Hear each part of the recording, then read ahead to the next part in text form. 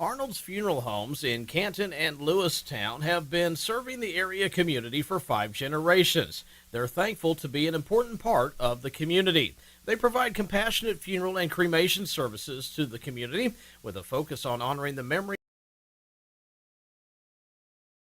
for professional and respectful services to support families during difficult times. That's Arnold's Funeral Homes in Canton and Lewistown, family service since 1898. With the winter weather ending, your car is going to need a real deep cleaning, but you can't find the time. Take it to Sharp Custom Detailing in Lewistown, Missouri. They'll make your car look like it just came off the lot. Give us a call at 660-341-1269. From feed and fuel to fertilizer and farm supplies, Farmers Co-op has what you need. Call Mike Stauffer at 660-342-6788 and let your co-op keep your farm growing strong.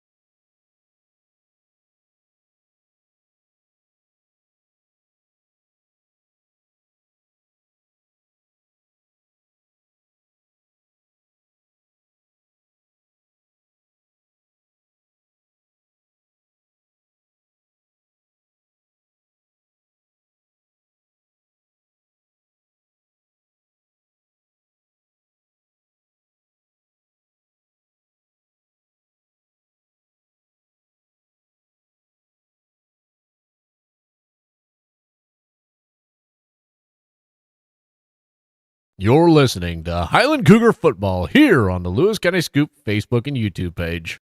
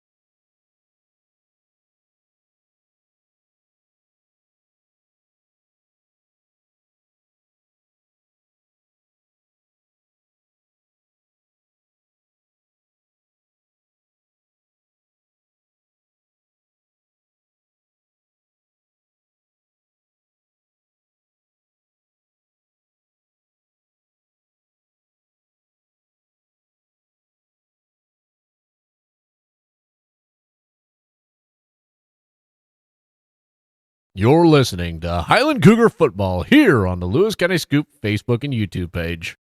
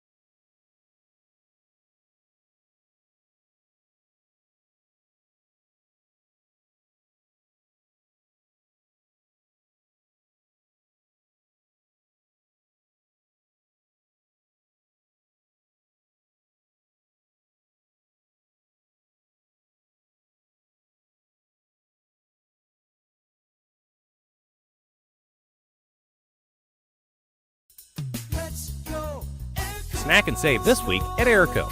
Snickers and Twix, 2 for $4.50. Haribo Gold Bears, 2 for $4. Bars and Butterfinger bars, just 2 for $4.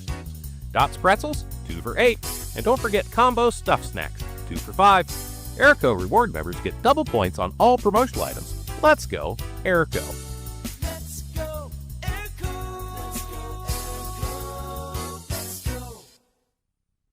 With the winter weather ending, your car is going to need a real deep cleaning, but you can't find the time. Take it to Sharp Custom Detailing in Lewistown, Missouri. They'll make your car look like it just came off the lot. Give us a call at 660-341-1269. This broadcast is brought to you by Cork's Carpet Cleaning. Providing commercial and residential cleaning services, they are the carpet cleaning choice in Northeast Missouri. Give Eric a call at 573-423-6523.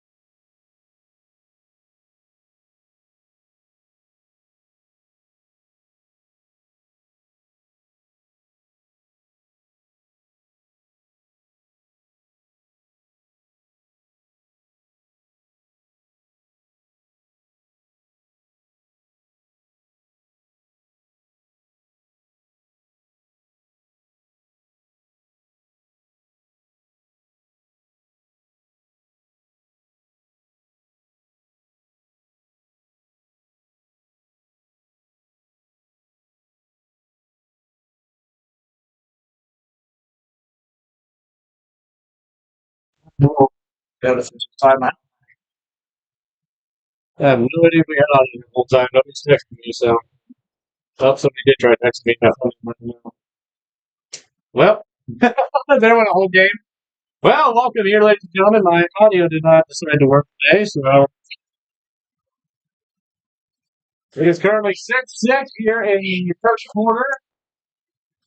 Highland and Mark Twain over 3 remaining. Remington Yates step in, got these weird on that half. I had all ready to go. Mr. Trevor something. Oh well. There's a handoff up the middle. He's going to break some tackles. He's going to get brought down after the first down. Well, the ball carrier. That's good. 11 yards. Call the 49.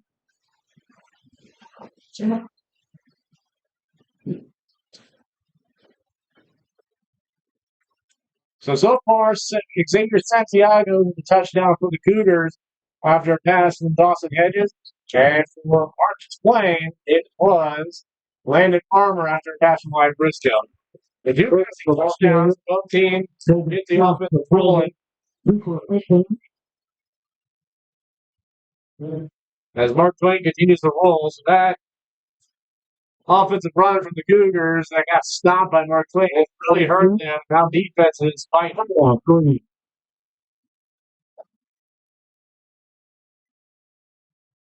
You have one safety in the back for Highland. Here's a handoff. Nope, you'll pick it. Quarterback's going to take it. Briscoe gets a play. Big play. That's huge by the defensive backs. With the run here, this is fake. The running back, the inside guys have to take care of the running back. Defensive end got to take care of his job, or in this case, outside linebackers, not main play quarterbacks for loss. Good wrap up there by Mark Twain. Getting right around that ankle and brought it down. Did not give up on that play. 6. Another stop here will be big for Highland. There's a snap. He'll take a handoff. He's going to step back. He's going to look. He's going to throw. Intercepted! Brooke Schneider once again! Big hit on the quarterback, got the interception. Like the Cougars have the ball 1st and 10 from their own 47-yard line. Now get back out on the offense and get it rolling if you can. Big thing here, it's almost the end of the first quarter. Big guys are getting a little tired. Run a play, maybe 2, get to the end of the quarter. Nice little work. Something now.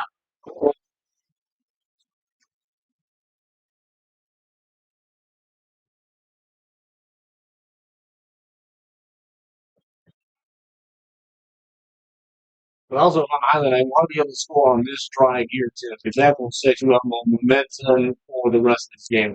Well, the first score Highland had, they missed that.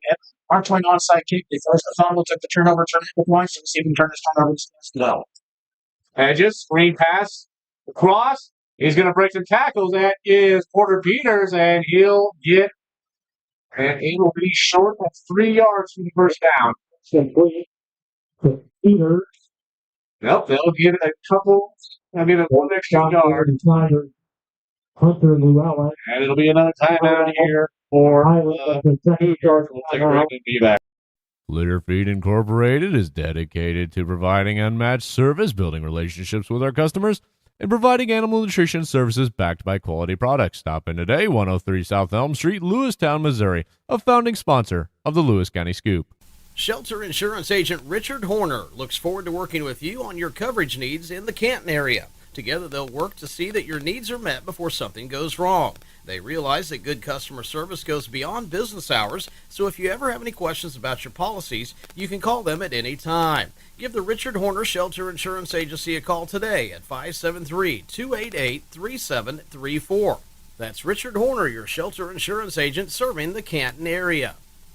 Need some fuel in your car and your belly? Stop by Murphy's Gas Station in Monticello, Missouri. With a full menu and daily specials, sweet snacks, and plenty of fuel, they'll help you get through your day and to your destination. Murphy's Gas Station, just off Highway 16, Monticello, Missouri. Back here on the County Sports Facebook and YouTube page as Highland took a time out here. They get a big pass game there, as they are short of 4 yards of the first down. 2nd and 3, they're going to rule it. Wow. This is obviously going to start shotgun. See what happens here. Going to pass it off to Gauss. Gauss immediately going to get wrapped up. So your run game is being shut down today. Yeah, Mark Twain's got Michael Daniels in the second for conference defensive line, but he's definitely shown here the last couple of years. He's been getting all card. Got 3rd and long. They're bringing fresh players. Probably let the quarter run out. Oh, that's 6. They can go with here on Thursday. So about 6. We'll take another minute break. First quarter. Jeff, you want to try and get some scores from across our opponents? We'll take a break and we'll be back here on this score. From feed and fuel to fertilizer and farm supplies, Farmers Co-op has what you need. Call Mike Stauffer at 660-342-6788 and let your co-op keep your farm growing strong. If your school, team, business, or event needs promotional products, then you need Design It in Canton. Design It is a full custom screen printing and embroidery shop. Whether you need a couple of shirts or a couple thousand, Design It can handle the job. They have some of the best designers in the area to bring your idea to life. Come in and see them Monday through Friday, 8 to 6, and Saturdays by appointment. You can also shop their online store at designitapparel.com. That's Design It in Canton. This broadcast is brought to you by Phillips Heating, Cooling, and Plumbing, provided you're needing heating, cooling, and plumbing throughout the tri-state area. Give Blake a call today at 573-822-4284 or visit them at filupsheatingandcooling.com. We're back here. A little bit of score update. Hallsville Palmer tied at 8. South Shelby versus Harrisburg, 8 for South Shelby, and Valley Catholic 14, City 6, all in first quarter. Thanks. Other guys are going to be looking out for Centralia versus Mexican, making Kirksville Clark County Bowling Green. Now, that's a tough matchup for Clark County because Bowling Green looks really good going. Bowling Green is in, they're like cream of the top of the conference. I mean, they're going to people deeply, and there's not too many people to challenge them. They've had good, so I think quarterfinal, semi-final, very good team, and it's kind of reload.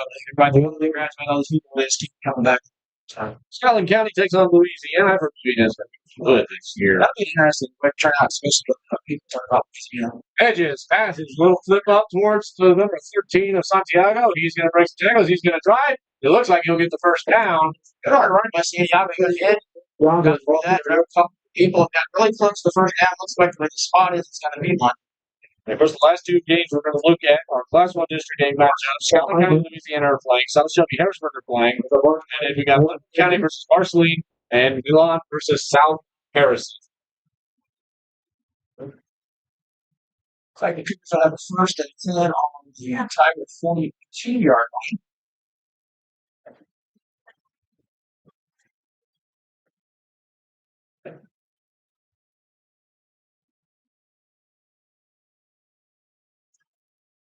Cougars have two wide receivers out left, tight into the right. Back over there, flow. Curly flag on the field. Let's introduce the penalty flag.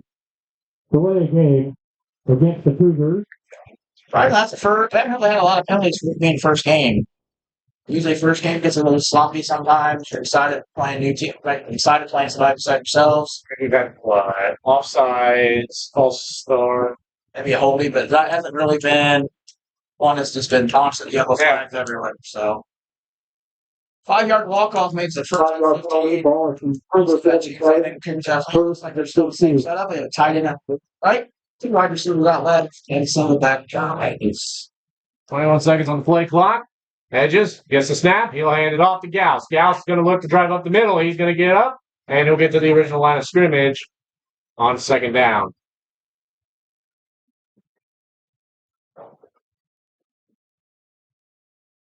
Drop ball carrier. It's like when they rifle by the silver.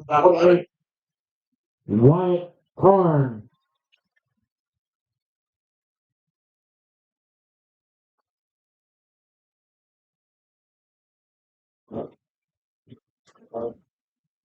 In 54 here, second quarter.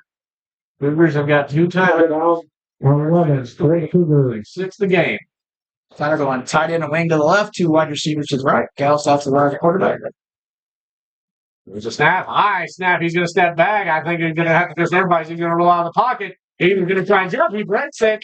And he'll finally go down way back as you put it back again. Great job catching the high snap, but kind of rode the timing a little bit. Mark Twain is really real pressure up the middle now, and if you get through, make it a little harder for the Cougars to pass. Private Tigers. Loss in the play brings up 3rd and 22.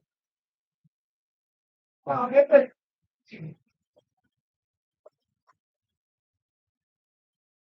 Third down, 23.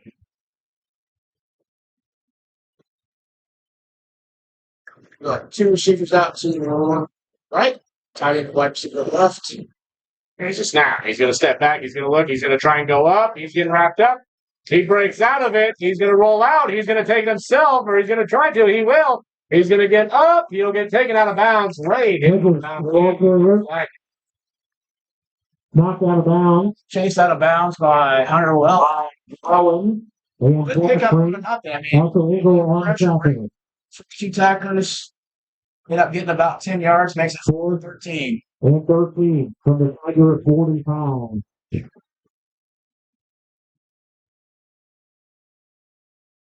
See what the Cougars decide to do here for the punt for field position. Try to get the first down. See what happens here. Second Gauss is here to punt. Mark Twain has 2 receivers back. Good little punt there. And they're going to try and return it. He's going to come up. He's going to keep driving. He'll finally go down. First hold on the return for the Tigers. Punt initially went over Llewellyn's head, but Berktold did a good job backing up, picking up.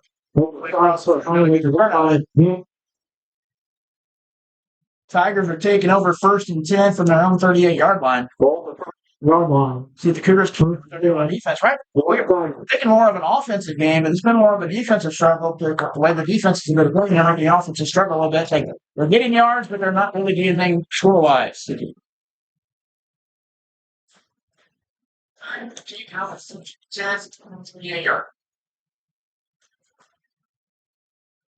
Dive up the middle. Fumble again. Comes up with it. Big fight there. Who's got the ball? Eagles on the recovery for Mark Twain. Fumble.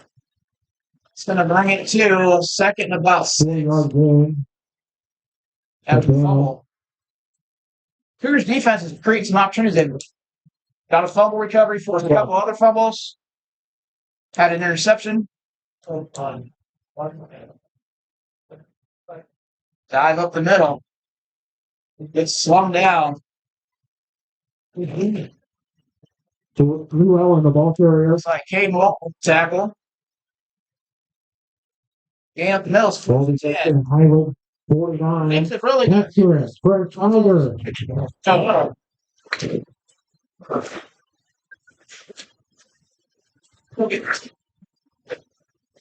We're still fighting hard.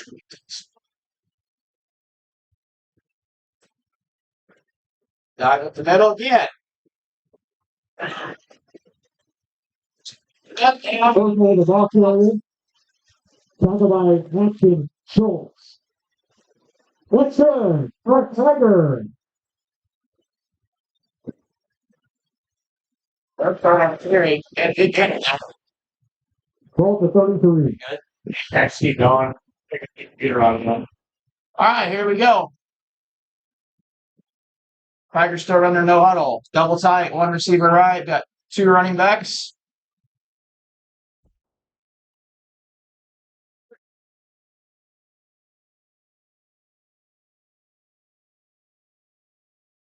They switch it up this time. They run Llewellyn.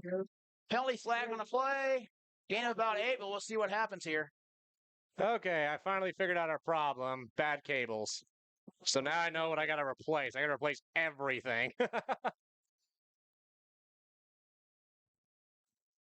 Well, I should have known this would happen, but it happens. It's broadcasting. Personal foul, face mask on the Cougars. That'll give the Tigers a first down. The Tigers are starting to gas the Cougars up the middle a little bit. They've been running Bergtold, and then a few times I'm starting to run Llewellyn up there. Coach Miles has found something he's liking, kind of going to it. See if the Cougars can wear back and make a stop here. Walk-off's half the distance is going to be 1st and 10 at the Cougar 13-yard line. Mark Twain's not wasting any time. They're up on the ball. So both teams have definitely had good moments with the ball, but it's a matter of who's probably going to get the next score is going to be a big factor. There's a snap. He'll hand it off. He's going to get stopped at the line. Llewellyn, the ball carrier. Llewellyn on the carry. Looks like they're not going to get anything on that one. Hopefully the Cougars can go into bend, don't break mode. It's okay to give up those yards as long as you don't give up the points. Cougars run some subs in while they got a chance.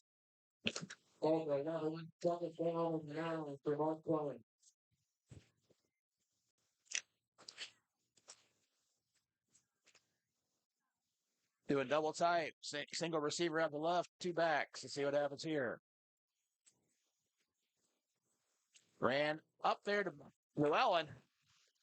Llewellyn, the ball carrier. Tackled by Rainier. Brody Rainier at the tackle. Gain of about 5 on the play. Brings up 3rd and 5. Cougars defense has to make 2 more plays to get that stop. See what happens here. Tigers are back up on the ball. They're not running much time off at all. They're just up there going, trying to wear them down. You up the tempo. It's a great way to keep it going and wear down a defense, but it also can make some mistakes happen because you're not able to communicate as well. You got to hope that receiver out there knows what he's doing. Hands off up the middle, stopped just short. Going Llewellyn again. Llewellyn, the ball carrier. Tackled by Levi Vick. See if they come back to Bergtold this time. He was having success up the middle. They Fourth down. ran him a couple times. He started limping a little bit. Then they went over. They've been going to Llewellyn the last few plays, but 4th and 1 here is a big play. We'll see if they go quarterback sneak or if they'll shoot up, toss it over to Bergtold. Briscoe in the pocket. Everyone gets set. Here's a snap. Fakes the handoff. He's going to take it himself. He's going to go out wide to the left. Someone tries to grab him, not able to. He'll drive and in for the touchdown. We made the comment about the receiver out there. All the receiver has to do is block one player. He gets so wide enough, it takes the corner out of the play. If you can beat that outside contain, it's hard for that corner to get back up in there.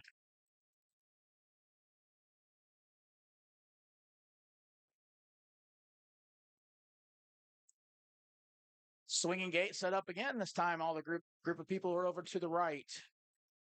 Snap, looks, throws over. More of a tunnel screen look. Nice play. Oh, they'll say he got in. He must have reached there. They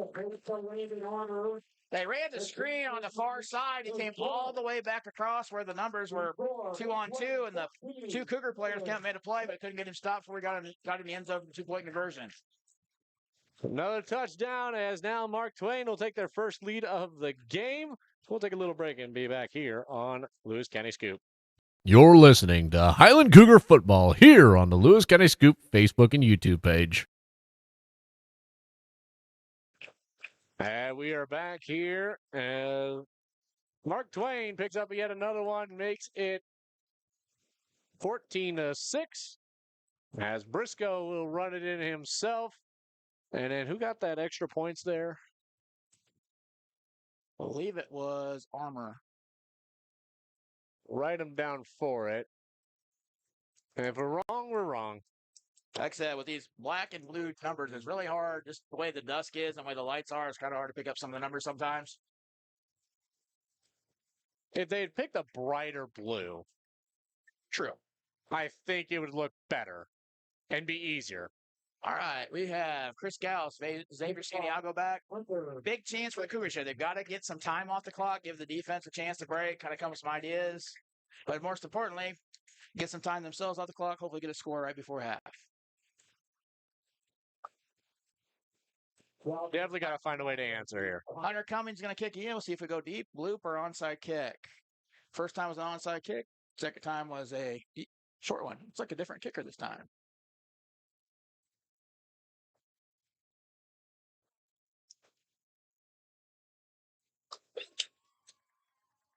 Caden Walton on the return. Didn't get a whole lot, but most importantly, covered the ball up. Got the ball upfield.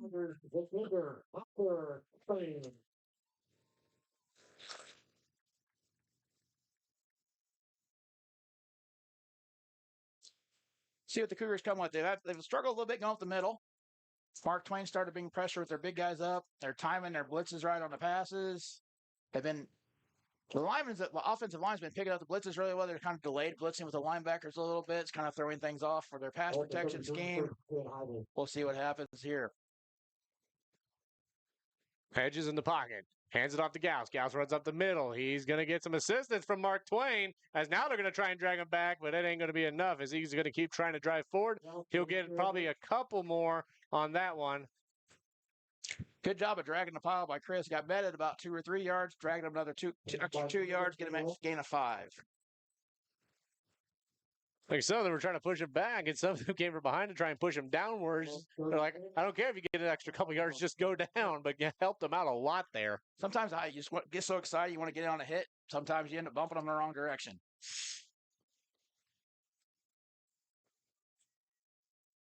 Hedges in the pocket again. Receiver out on the right. We'll get a flag. On the field. I'll start. Mark Twain's playing a 6-2. They're getting a lot more people, and they have the linebackers very, very tight. They're playing press. The corner's playing really tight on the wide receiver, so it makes it hard for him to get free. And they have so many people coming, it's hard to block them for the passing. So we'll see what kind of adjustments they can make to get the offense going a little bit. So Santiago will go over and get the play. They won't have Hedges go and get it. I like that. I kind of like that idea. Not have to have the quarterback go run and get it every single time. If you're going to have a receiver on that side of the field, have him get it, run it back, and run back over. Oh, definitely. Use your resources wisely. If he's over at the sideline, so give him the play and let him go. Well, this time he'll come over to this side, Gauss on the other. So Santiago on the right, fakes the handoff. Hedges looks, deep throw.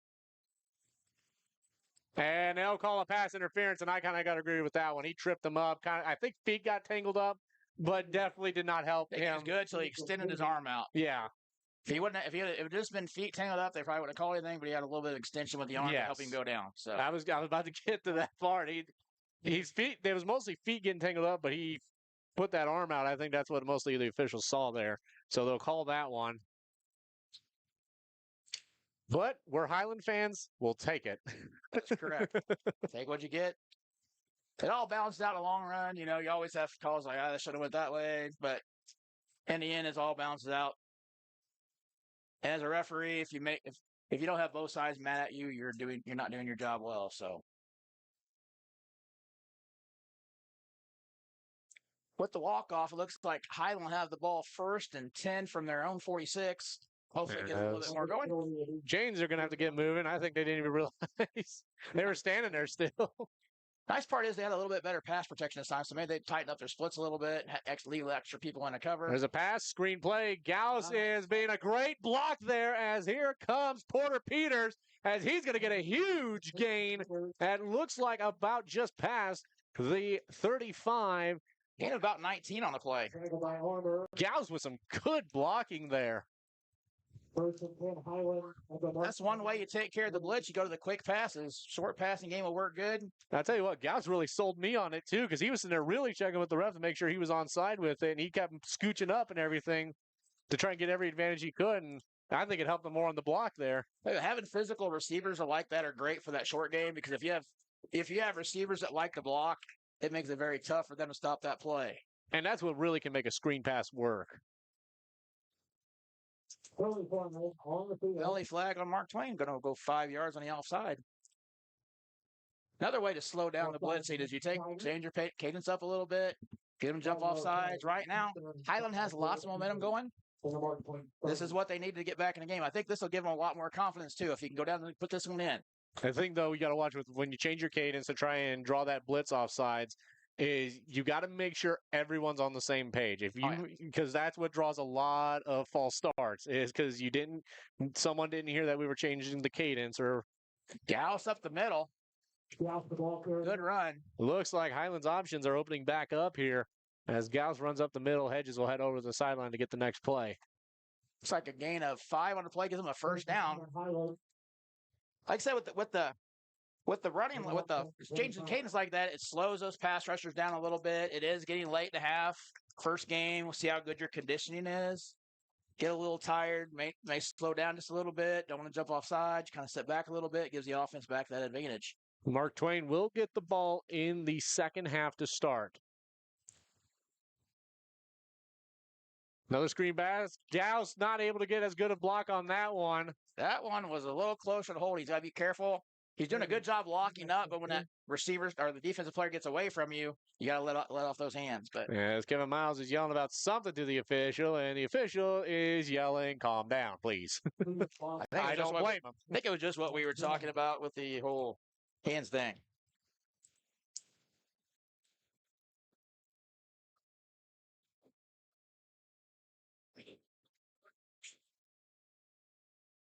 Looks like we got a wing tight end. We got tight end 2 wings. This is an interesting setup right here. See what happens. There's a snap. There's a handoff up the middle, and he's going to have to try and drive. They set the strength over to the right, tried to draw the defense over. They weren't going for it. Backside players made a great play, did on the carry. It's like lost about 1 yard. Get a 3rd and 12 for the Cougars. Down at 2:57. 3rd down and 12. 2 plays to get the first down. We'll see what happens here.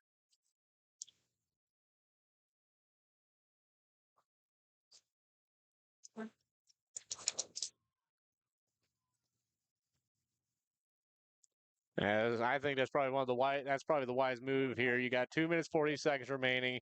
You were really losing some play clock there, and so they'll take a timeout and we'll take a break. We'll be back here on Lewis County Scoop. Arnold's Funeral Homes in Canton and Lewistown have been serving the area community for 5 generations. They're thankful to be an important part of the community. They provide compassionate funeral and cremation services to the community with a focus on honoring the memory of loved ones. They also offer professional and respectful services to support families during difficult times. That's Arnold's Funeral Homes in Canton and Lewistown, family service since 1898. I'm a Missouri Farm Bureau insurance agent. I'm for working hard for what you get and then protecting what you've got. Your home, your vehicles, your life. I'm for making an honest living and taking pride in what you do, and for giving back to the community I call home. I'm for serving my clients with the respect and dignity you would expect from the farmers that started this company. And though I know you probably hope you never need me, I'm here for you when you do. I'm a Missouri Farm Bureau insurance agent, and if you're a Missourian, I'm for you. And we are back here. 2:40 remaining. 14-6. Mark Twain leads. All right, 3rd and 12. They have 2 plays to get 12 yards. To see if they try to go through the air for a big play right off the bat. Will they run it and try to make it more manageable? I mean, we've seen Hedges has the arm for it, too. It's just a matter of finding who can make that play. Looks like Mark Twain's shifting defenses a little bit. They don't have their 6, but they're really wide, so I think they're going to try to bring some pressure from the outside. Santiago's in motion. Going to run a little jet sweep. He's going to get up. He's going to come back the other way now. He's got wide open field, and he'll take all of it. Touchdown, Highland Cougars, and that will go Santiago. His 2nd on the night. 25-yard touchdown. I tell you what, they ran the jet sweep to the right. Everything was shut down. He used his speed, came all the way back, and that burst of speed, especially for a sophomore, that's very impressive. Lots of bright stuff for him in his future. He was able to break some tackles. Everyone did their best to block whoever and opened up that whole other end of the field. I kind of wish I had a whole production crew and everything and actually do video, because I would love to watch that on replay. That would be so fun. Oh, hang on. We have something happening here. Maybe not a touchdown. Oh, no. Take all that back. Well, we will wipe that touchdown off. Man, that's a momentum killer. Flag way downfield. Could have been a blindside block. Let's see what we have here.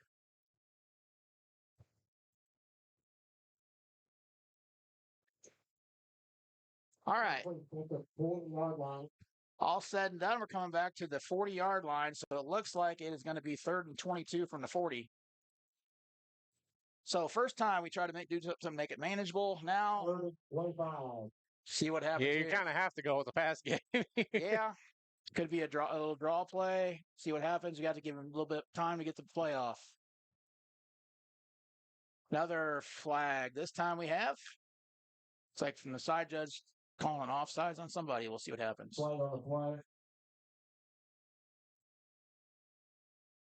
Defense lined up in the neutral zone. I love the one. I seen one Mark Twain player point towards Highland's direction like it was going to go our way. I'm like, he's already ruled on it. We already knew it was going to be we all knew it was going to be offsides. He is selling it like it's yours. Mark Twain takes a timeout. Cougars are up on the ball fast, kind of going a little bit of what Mark Twain was doing to them on offense, and they were in a defensive sub. So Mark Twain takes a timeout instead of the 5-yard penalty. We'll take a timeout as well. We'll be back after this. Old Trapper beef sticks, 2 for $4. Save $4 on select Icon meats. Plus save $2 on Stoker's tubs. Erico reward members get double points on all promotional items. Let's go, Erico. Arnold's Funeral Homes in Canton and Lewistown have been serving the area community for 5 generations. They're thankful to be an important part of the community. They provide compassionate funeral and cremation services to the community with a focus on honoring the memory of loved ones. They also offer professional and respectful services to support families during difficult times. That's Arnold's Funeral Homes in Canton and Lewistown, family service since 1898. This broadcast is brought to you by Cork's Carpet Cleaning, Providing commercial and residential cleaning services, they are the carpet cleaning choice in Northeast Missouri. Give Eric a call at 573-423-6523.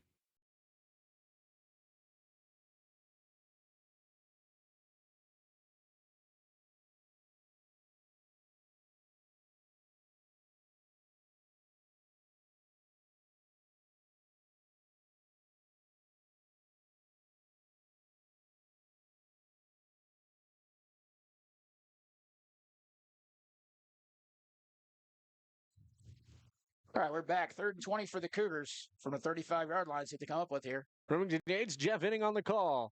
Hedges in shotgun. He'll take a snap. He's going to step back. He's going to look. Here comes pressure. He's going to chuck it up. Interception. And intercepted as it's going to come back the other way down the sideline. And it is Hunter Llewellyn. Llewellyn on interception. Looks like about a 40, 50-yard return. Threw it up. He had one-on-one coverage. Threw it up there, and the safety came over top. Kind of seen a bit of a hug, though, down there. I was like, don't really know how you're going to rule that one, though. He was kind of way past that ball, but yeah. It looked like he was going to try and cut back to try and get there, but he got grabbed onto there, but they didn't rule anything, so. All right, now the big thing. 2:12 left and a half. Got to get a stop here. So interception would be big for Cougars if they can get another one. Defense has held strong for the Highland Cougars, though. Yeah, need another turnover. They forced 2 so far. See if they can come up here. Coach Arnsman and the official are having a conversation about something. But right now it's very big because not only does Mark Twain have a chance, they can go up 2 to 3 scores on this drive, but they also get the ball back after halftime. So it looks like we're going to have a discussion. I wonder if maybe it was what I was talking about, because I wonder if Arnsman saw that as well. I doubt it, but there might have been something else too. I don't know. Might have been something on a return similar to what happened on San Diego's touchdown run he might be talking about too. We'll see what happens.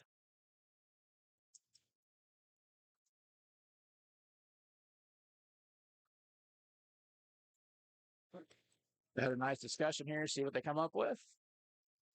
Do do do do do do do do do do do do. Either way, whatever results here, somebody's going to be unhappy. Because if they change something, Mark Twain fans are going to be unhappy. They don't go the way they want. The Highland side will not be very happy, but we'll see what happens. Here comes the ref. So he's going to come back and discuss it a little more. I mean, I don't know why the refs are breaking up. They might as well just stay there in case they come and discuss again, because he might need to discuss more. I would say discussion's over, by the way. Coach Arnsman's reacting to it. Yeah, he's not happy. We'll have to ask him about that probably later. 2:12 in. I'm just going to write that down. Thank you. All right, so back to the 2 backs. It's been the Berg Torden Llewellyn show lately on offense. We'll see what they come up with here. Snap. Takes the handoff. He's going to run it out himself. That's a horse collar, as everybody in front of me yells, but you've got to be more disciplined than that. But Actually, we have 2 flags on the play, one at the line of scrimmage and one in the backfield. So let's see what happens here. You just instinct. You just want to grab them and try and bring them down, and you think you have them where you want them. Instead, you give them in the bad spot up on that top of that jersey, and that's all over. It's like we have a chop. The way they're talking, it might be a chop block where it's at, or something happened on the interior line. So it could just offset. That's what you're going to hope for, is it offsets if you're a Highland fan. So it looks like it does. Personal foul, chop block. Mark Twain. Personal foul, horse collar tackle. So 2 personal fouls, wiping each other out like they never happened. What just happened? Precisely. All right, we're back to 2nd and 9. A little bit different formation, only a single back. We have 2 wide receivers out wide to the right, tight end or double tight end. The only thing you got out of that was a yard.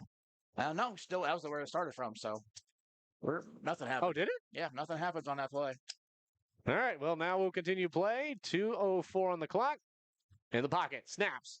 Hands it off. He'll run it up the middle. He's going to get wrapped up and brought down.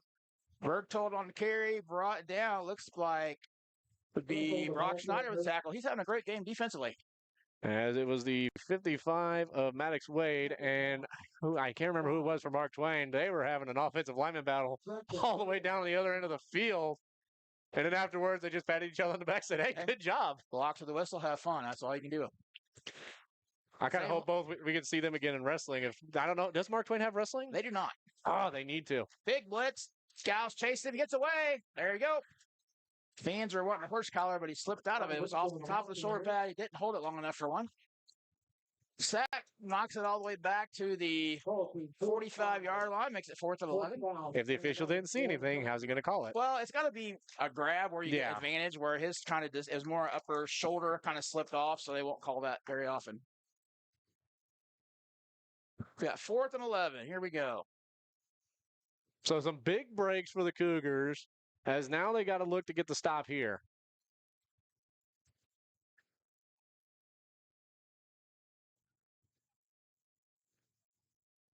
Step back. He's going to look. He's going to screen pass across. He's got a lot of field. He's going to get wrapped up and brought down and short. Schneider's having himself a game on the defense. I haven't got to see him much on offense. I'd like to. He plays tight end. He's a big boy, dude. He's a tall boy. I'm sure he can make some good catches. Highland will take over on that. I'm also excited to see how he'll play in baseball this year, too. He's going to be starting his third year of varsity, so hopefully that'll keep him going. The older you get, the easier things get, they say. A good all-around athlete. Yes. Of course, a lot of these kids are. I mean, a lot of these kids are dual sporting, or, I mean, how many of these kids are on track and field and playing football? Well, a lot of it is like to compete. Like, you can't just specialize in one sport, because if you get in that one sport, you're just locked into that. Where football, like when football, wrestling helps football. Yes. Football helps your rebounding in basketball and things like that. So it's very good for them a lot to be of your well-rounded. skill players, like your receivers and everything, they're on track and field because that's going to help their speed and everything. Lineman is going to be wrestling, as that play is. Gallus up the middle, hurdles a pile. Very dangerous hurdle in the middle. He'll gain about 1 or 2. We'll see what they rule. Like 2nd and 8. But yeah, your lineman wrestling is for them, as it helps them with just being able to not hold. Yeah. You have to use your hands. You have to push. You have to wrap. You have to do anything you can to stop your opponent. It's like the Brookfield. Brookfield used to always had these small linemen. They go up against these big linemen. And they're just so good with their hands. They just offset the size differential. Looks like we're going to run a half out. Yep. As Mark Twain will get the ball. So we'll take a few-minute break, and we'll come back with a halftime report, kind of talk about what we thought, what needs to be done. We'll be back after this. The Wild Tiger Boutique in Canton is your local game day boutique. They offer a curated collection of game day apparel and accessories for the entire family. Their collections include items for the home, jewelry and accessories, and an extensive line of apparel for local high school, college, and Greek life. Now's also the perfect time to check out their Valentine's collection. The Wild Tiger Boutique is open Monday to Friday 8 to 6 and Saturdays 10 to 2. Come in and see them in Canton or shop online at thewildtigerboutique.com, a proud supporter of the Canton Tigers. Shelter Insurance Agent Richard Horner looks forward to working with you on your coverage needs in the Canton area. Together, they'll work to see that your needs are met before something goes wrong. They realize that good customer service goes beyond business hours, so if you ever have any questions about your policies, you can call them at any time. Give the Richard Horner Shelter Insurance Agency a call today at 573-288-3734. That's Richard Horner, your shelter insurance agent serving the Canton area. Arnold's Funeral Homes in Canton and Lewistown have been serving the area community for 5 generations. They're thankful to be an important part of the community. They provide compassionate funeral and cremation services to the community with a focus on honoring the memory of loved ones. They also offer professional and respectful services to support families during difficult times. That's Arnold's Funeral Homes in Canton and Lewistown, family service since 1898. With the winter weather ending, your car is going to need a real deep cleaning, but you can't find the time. Take it to Sharp Custom Detailing in Lewistown, Missouri. They'll make your car look like it just came off the lot. Give us a call at 660-341-1269. From feed and fuel to fertilizer and farm supplies, Farmers Co-op has what you need. Call Mike Stauffer at 660-342-6788 and let your co-op keep your farm growing strong. From feed and fuel to fertilizer and farm supplies, Farmers Co-op has what you need. Call Mike Stauffer at 660-342-6788 and let your co-op keep your farm growing strong. If your school, team, business, or event needs promotional products, then you need Design It in Canton. Design It is a full custom screen printing and embroidery shop. Whether you need a couple of shirts or a couple thousand, Design It can handle the job. They have some of the best designers in the area to bring your idea to life. Come in and see them Monday through Friday, 8 to 6, and Saturdays by appointment. You can also shop their online store at designitapparel.com. That's Design It in Canton. This broadcast is brought to you by Phillips Heating, Cooling, and Plumbing, provided you're needing heating, cooling, and plumbing throughout the tri-state area. Give Blake a call today at 573-822-4284 or visit them at filupsheatingandcooling.com. Got farmland you want to rent out? Contact Austin Braunstein at B&B Farms, a local farm ran by generations of farming. Give Austin a call at 573-501-1151. B&B Farms, a proud sponsor of Lewis County Scoop Sports. Need rock, sand, fertilizer, grain, or feed hauled? Hoeing Trucking LLC has you covered. With over 25 years of experience, we deliver fast, reliable service across the Midwest. Family owned and built on trust, we move what matters, safely and on time. Call Hoeing Trucking today, 217-430-0130, or visit hoeingtruckingllc.com. When fall arrives and you're searching for the perfect pumpkin, head to Autumn Harvest Farms just off Highway 24 in West Quincy. With pumpkins, family fun, and more, it's the place to be this autumn. Returning this fall. Don't miss it. Need an energy kick? Mojo Energy Pouches, only $4.99. Grab Wiley Wallaby Licorice, 2 for $6. Airco reward members get double points on all promotional items. Let's go, Airco.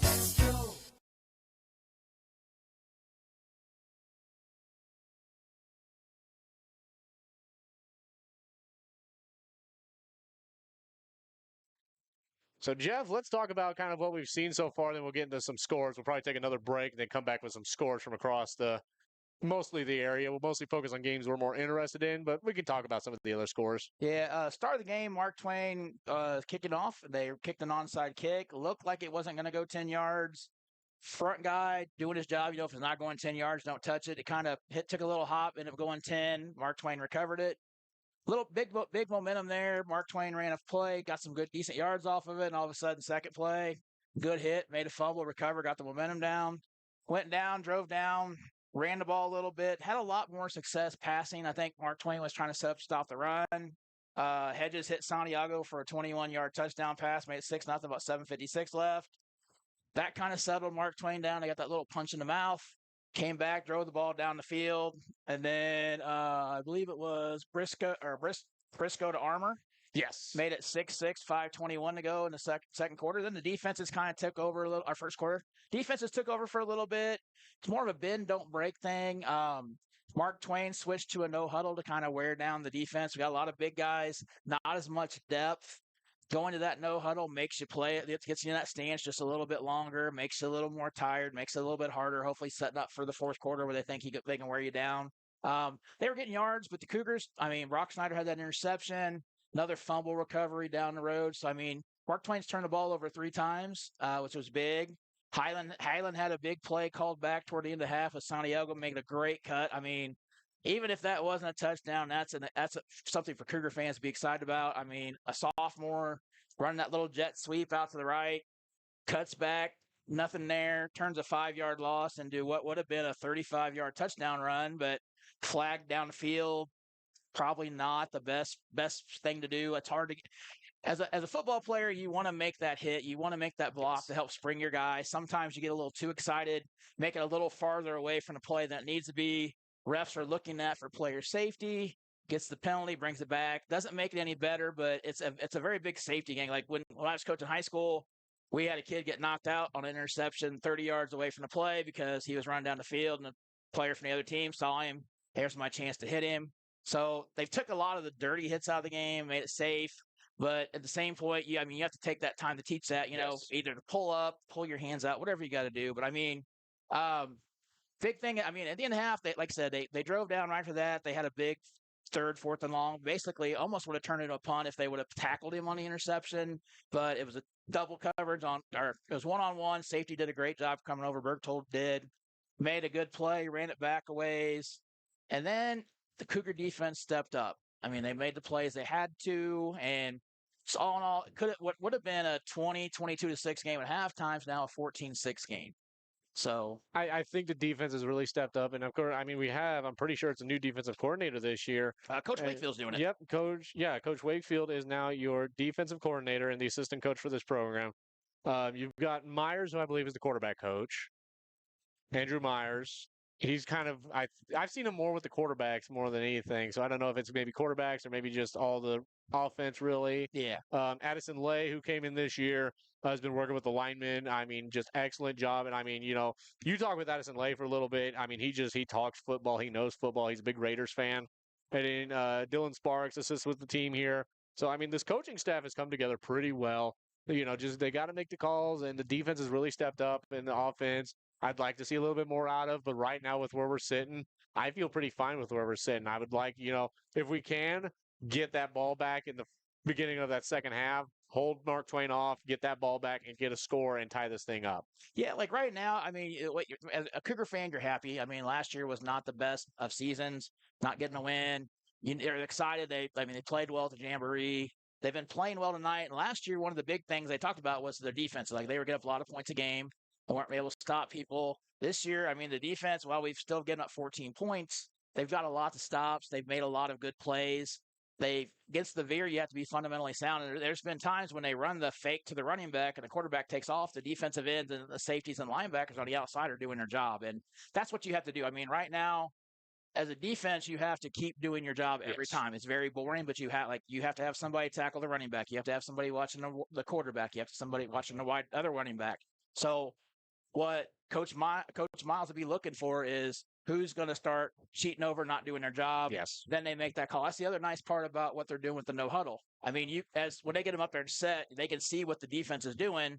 So Mark Twain, it's very simple, 3 to 4 plays they run, but they can look at how the defense is set up and call it from there and see how it is. There's not much time to adjust because you're in that stance the whole time. And I'll say this, if the score stays the same as it is all the way through the rest of this game, I would be happy with that overall. Because last year was 32-14. If you walk out of here 14-6, I'd be happy with that. Yeah, I think as long as that's things that you got to look for is the small improvements like that. Do you have a better score than last year's game? There's small improvements that I think you could be excited for and build off of, especially going into the next game. But overall, a win would be great, and it's definitely still within reach here. But you've got to find a way to get that ball back in the half. And I think a big thing too, like they have some players that haven't have enough practices yet. Yes. They'll be adding through the season. Have a couple of people out for injuries. They have 17 players. Yeah. You use 11 to play. You have 6 subs. You don't have much room for error. You don't have much room for subs. So you have a lot of people leaving everything on the field. So as long as they have that momentum of, hey, we stopped them at halftime, we're starting to move the ball. They had a little stretch in the middle where Mark Twain was kind of timing their blitzes a little bit with their linebackers because the offensive line at the first did a great job. They were keeping their own with the 6 front, and then they were taking those linemen, they were blocking them. But Mark Twain started doing a little bit late. What they do is somebody get locked on a blocker and then send a linebacker around the outside where that opening is, and that's was just giving him too much time to go back and hit the quarterback. It's great when you have a defensive lineman that can just draw the offensive line away and open up gaps for the linebackers. It's a big thing when I watch. I hate to keep going back to Culver Stockton College, but Culver Stockton, Tom Sally loves that 4-3 defense or the 3-4 defense. 3 defensive linemen, 4 linebackers. And when he has defensive linemen that can open up those gaps for the linebackers, those linebackers can eat up a quarterback and take them out in a game. So another thing, it takes you a while. It's hard to figure out in high school. Like my senior night, I was playing defensive lineman, and my coach told me, you're not going to have any tackles this game. But how good your game is on how your linebacker. My linebacker had 10 tackles. I had 0, and I'm like, well, this is horrible. I did a horrible job. Yes. But what I was doing was taking care of the blockers to keep my linebacker clean. And what Mark Twain's line is doing is they're keeping their linebackers clean to have that free run. But as we got going toward the end of the half, started throwing quicker passes. It takes away some of that blitzing. makes them do their jobs they don't want to do. Slows them down a little bit, gives them more time to get stuff going. I mean, Chris Gauss has been running the ball well. Hedges had a nice run. Like I said, Santiago had a great run, just didn't count. Porter Peters been a great job receiving the ball. Santiago that touchdown catch. Yeah, there's so many offensive weapons on this team, and it's definitely showing tonight. But it's just some bad breaks for the Cougars have definitely hurt them. And they got a lot of like you have Dent, the running back, one of the running backs. Hedges is a sophomore. Santiago's a sophomore. I mean, you have a lot of young pieces that are coming back. Right now, the only person on the offense, off the skill position wise, you have not coming back would be Chris Gauss, which is a big thing to do. But I mean, as these young guys progress through the season, they're going to get better and better. They're going to get used to it. Your young line is going to start progressing. Like, okay, we've seen this before. What do we need to? We can do this to fix that. Yes, and you're just hoping that with that, this youth keeps getting better. And then they're the seniors, and then you're going to have a new hungry youth core that's going to be, sophomores, juniors that are ready to fill in a lot of positions, and the seniors are just going to be, follow us, and we'll have a program here. And that's something that this is something that they're working with the seniors now. And again, the only one you're losing offensive skills-wise is Gauss. And then Tyson both doing a great job with the offensive line. I mean, you look how young they are. Yes. It takes somebody of his ilk, so to speak, to get them to follow. And him being a good leader like that's very easy to follow. I mean, you have people that are bad leaders, and Tyson, from everything I've seen around him and through interviews and stuff, he's a great leader. Yes. And those are hard to come by. And knowing Tyson, he's a fun kid. He's probably having fun on that offensive line too. He's probably cracking jokes with everybody or stuff. He's keeping everybody calm. He's trying to keep everybody settled, and he's doing what he can to make sure that everyone's doing their job while just still having fun. And that's the thing that people forget about, football and other high school athletics. It's still a game. Well, it's some fun. Football's a little bit different. I mean, every sport has their skill set, but when you play with a group of people in football, that's more like going to battle. And it's a tight-knit group where these guys, you can tell how they act on the field, how they are together. They're very tight-knit, and that will get you a lot farther in life than having little split-off groups and stuff. Yeah. Well, we got about 2 minutes remaining. We'll take a break and be back with the second half of action. Old Trapper beef sticks, 2 for $4. Save $4 on select Icon meats. Plus save $2 on Stoker's tubs. Erico reward members get double points on all promotional items. Let's go, Erico. Arnold's Funeral Homes in Canton and Lewistown have been serving the area community for 5 generations. They're thankful to be an important part of the community.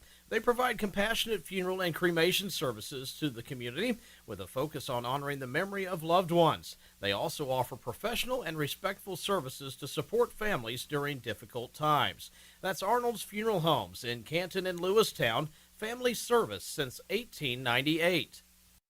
This broadcast is brought to you by Cork's Carpet Cleaning, providing commercial and residential cleaning services. They are the carpet cleaning choice in Northeast Missouri. Give Eric a call at 573-423-6523.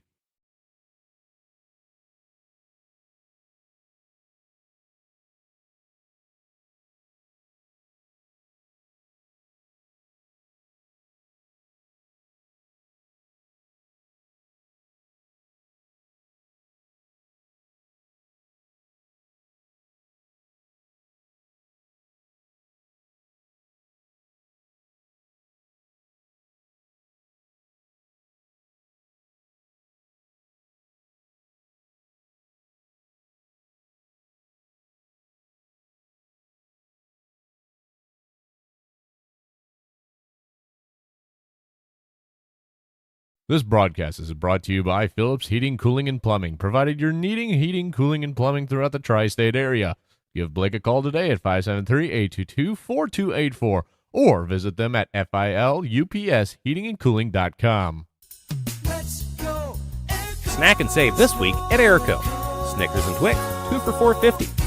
Haribo Gold Bears, 2 for $4. Tootsie Twin Bars and Butterfinger Bars, just 2 for $4. Dots Pretzels, 2 for $8. And don't forget combo stuffed snacks, 2 for $5. Erico reward members get double points on all promotional items. Let's go, Erico.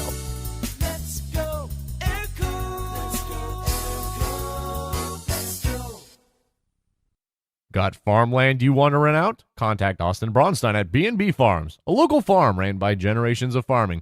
Give Austin a call at 573-501-1151. B&B Farms, a proud sponsor of Lewis County Scoop Sports.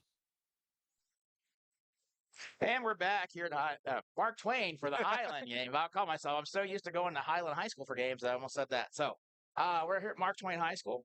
Raymond Yates and myself are here. We're going to go over scores a little bit from some of the area teams that have some interest for us. Valley Catholic Warriors are up 27-14 second quarter on Monroe City. Surprise of the night so far, at least to me, Bowling Green and Clark County are 12-12 tie in the second quarter. Quincy High is losing to Boonville 21-13. Highland's opponent next week, the Scotland County Tigers, are losing 13-7 to much improved Louisiana Bulldog squad. Another surprising score: South Shelby 8, Harrisburg 8. Palmyra Panthers are beating Hallsville Indians 22-8 at halftime. Of course, we are here at halftime 14-6 from Mark Twain. And that's pretty much it for the people in our interest. So. And I'm going to run down our sponsors real quick. So big thank you to all our amazing sponsors who help donate, help get us all this amazing equipment that's actually in front of us. Richard Horner for Shelter Insurance, Jeff Wiston, Farm Bureau Insurance, Mike Starfer, Farmers Co-op, Murphy's Brothers Gas Station, Ayers Oil, B&B Farms, Hoeing Trucking, Design It and the Wild Tiger Boutique, Autumn Harvest Farms, and the founding sponsors of the Lewis County Scoop, Corks Carpet Cleaning, Sharps Custom Detailing, Phillips Heating and Cooling, Arnold Funeral Home, Fleeter Feed Incorporated, and I almost forgot, all halftime reports are brought to you by Phillips Heating and Cooling. Made a big donation. Love Blake Hessler. He is amazing, and he helps us out a lot and help get the scoop going. Thank you so much, Blake Hessler, as he is your halftime sponsor. There's been so many great comments on this. People are so excited for this because it's an opportunity that we haven't had as a school. Like usually have, like Palmyra has their radio station that travels around with them, and you're doing a great Bill job. Schuler, the great Bill Schuler goes around and gets all the Palmyra games, and good for him. I tell you what, you're doing a great job making this easy for me. I was excited to come in here. I was like, man, I hope I know what to talk about, but you led me nicely, so I appreciate that. And people have asked me, when was the last time Highland had a play-by-play? It hadn't been since Josh Houchins, and that was a long time ago. Oh yeah. He passed away my senior year of high school. So, so I think recently though, Corey and them have been they've sent Dave over every once in a while. They do, but like consistently game to game. Yes, having a guy there for every single game. It's the first since Josh Houchins, and getting to listen actually back on some Josh Houchins broadcasts and everything, it's just amazing what he did for this community and everything. Being a Highland Ed Culver alumni, just did so much for this area. All right, looks like Cooper Hinton's getting ready to kick off. And we are back for second half action. Looks like they have Hunter Llewellyn back deep. Misha football. Little squib kick. Oh, that was crazy. Front guy reached up to catch it. It's a big no-no on the front line, people, and it topped it in the air, but luckily one of his players got there to catch it for him. So Scotland County takes over 1st and 10 from, it looks like, their own 48-yard line. See if the defense adjustments and offensive adjustments have been made. Like I said, I think big thing here, you got to get a big defensive stop. Have the defense keep stepping up like they have. You get that stop and get the ball back.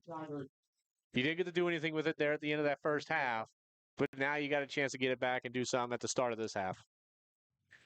Curious to see if Mark Twain keeps going with their no huddle. Kind of keep trying to wear things down for the fourth quarter, but we'll see what happens. Looks like we got two backs. Long single wide receiver to the left. In the pocket. He takes a snap. He'll hand it off. They rush it. No. As I'm going to guess by the dancing, Levi Dent got that one. Tell you what, he just got it as soon as the ball or quarterback gave it to him. The linebacker's right there to meet him. Fortunate for them to get back to the line of I'm trying 2-yard loss. I think I got back to the line of scrimmage, but 2-yard loss brings up 2nd and 12.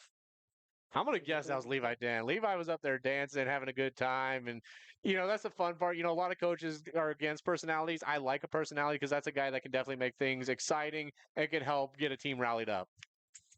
There's a snap. He's going to hand it off. No, he's going to get brought down. And that time, it's going to be big Cooper Hinton. He came flying through off the edge. Didn't worry about the fake. He said, I got the quarterback. They faked it. Quarterback met Cooper quickly. And he hesitated on it. He could have handed that off. Instead, he hesitated and got brought down for the tackle there. Well, what the quarterback's doing, he's keeping it with the running back, and whoever gets tackled first, he'll take the ball. Yeah. And actually, the running back was hit too, so that was pretty good on the defense. So it's like 3rd and 16 right now. There's a snap. He's going to step back. He's going to look. He's going to throw. Caught. And it's going to be a first down. He's going to keep going. And he is going to score. Touchdown, Mark Twain.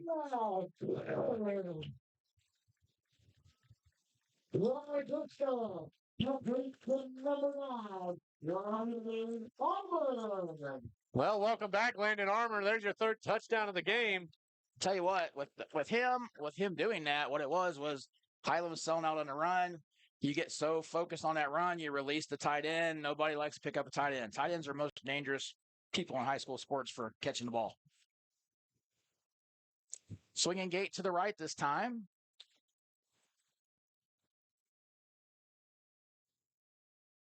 Motion across, so we'll see what happens here.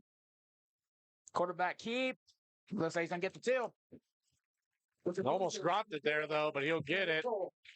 For Briscoe with the 2. Now it gets a little tougher. 16-point deficit. You got to get the touchdown, get the 2-point conversion to keep it that 2-score game. So what we saw there, I mean, Highland did a great job on the run defense. They set up with that. I mean, when they sell out on the run, then you have to give up on something else. That time, the tight end released. Whoever had the tight end didn't catch him, and the rest is history on that drive. Got 2 different kickers. We'll see which one's kicking this time. They have a deep kicker and an onside kicker, so we'll see who it is this time. Now we're getting a little bit of wind, but it does feel real nice. We're back to 56 kicking. That was Hunter Cummings. First time he onside kick was successful. Second time they did a blooper right over the first row that went out of bounds. Let's see what he does with this one.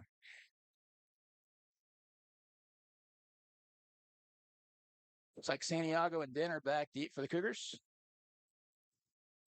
They're making their call on what they want to do.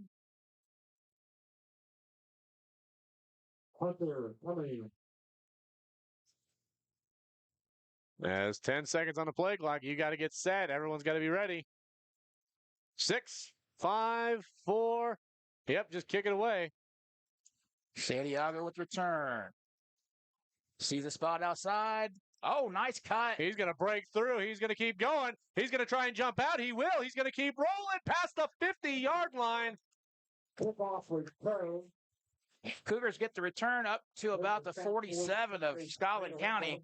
I'm going to tell you what, if you're other teams and you're listening in, you found out who you got to watch out for when you play Highland. Tell you what, the most impressive part, both like Gauss and Santiago, they're very fast. Usually fast guys are not as tough to bring down, but both of them dragging tacklers with them.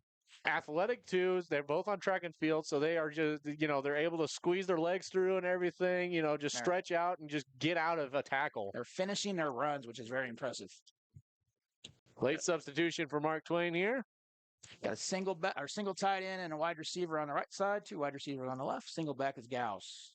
There's a snap. There's a handoff. Gauss is going to plow right through. He'll get up a couple extra yards. So got a 2-yard carry on that. Brings up about 2nd and 8. Take a stop for Mark Twain. Reminder and power. 3-1. Second and 9. In the Tiger 46. This time we got 2 wide receivers to the right, a tight end and a wing on the left, and 2 tight end and a wing on the right. There's a snap. Hedges, screen pass. Santiago got the block. He has a run up. And it's Porter Peters. He's having a nice game quietly. Nothing flashy, just catches the ball and does his job, goes forward, gets those yards. Gets a few yards and then kind of disappears for a little bit. We don't really see much of him. He's just kind of out there. Gain of about 11 on the play, gives him a first down. Sometimes it's good to have players like that are just sneaky and you don't think about them every now and again, but they show up, they'll get a few yards. And well, that's you have a lot of the defense, like with the running game, you're focusing on Gauss and Levi Dent, and you have Santiago on the outside. Porter just kind of does his job quietly, not noticeable, but when you end of the day, you see how many catches he has. Very impressive. Well, play's already going. Santiago was checking to make sure he was good, as it is once again Peters who gets a few yards. That one was they kind of jumped that one, just missed getting a pick 6 on that, but it ended up turning into about looks like a 7-yard Cougar gain. Santiago got in his spot. He's like, "Am I good?" And I was checking on him to see if he was good, and I noticed, oh, the play started. Wow, that was quick. So we went two little quick screen passes in a row. Let's see what comes off the backside of this one. So they're going to start cheating over. As what they're doing is they're setting up. They're making the people go out on Peters, which should open up hopefully for their inside run game a little bit. And they'll hand it off to Gauss. Gauss had to fumble with it and wrapped up and brought down.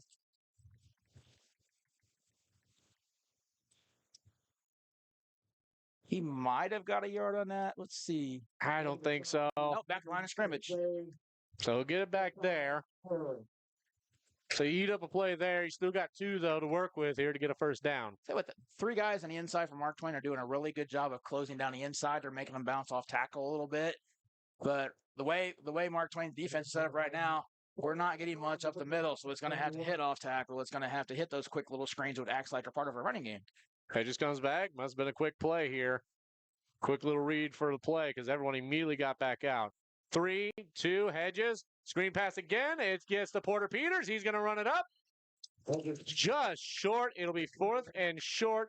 Maybe 2, I would say. So that was an impressive catch because the throw was a little bit behind him. He had to do a spin back away from his body to catch it.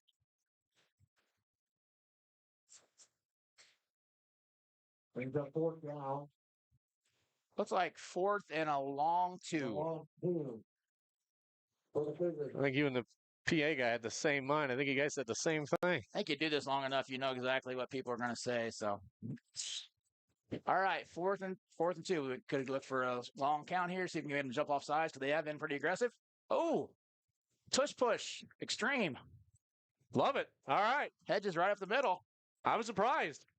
He went up the middle, but I mean, usually like the push, everybody's there. But I mean, he shot out of the cannon when that, I think it was Gauss or Levi Dent, whoever would have hit him. Somebody.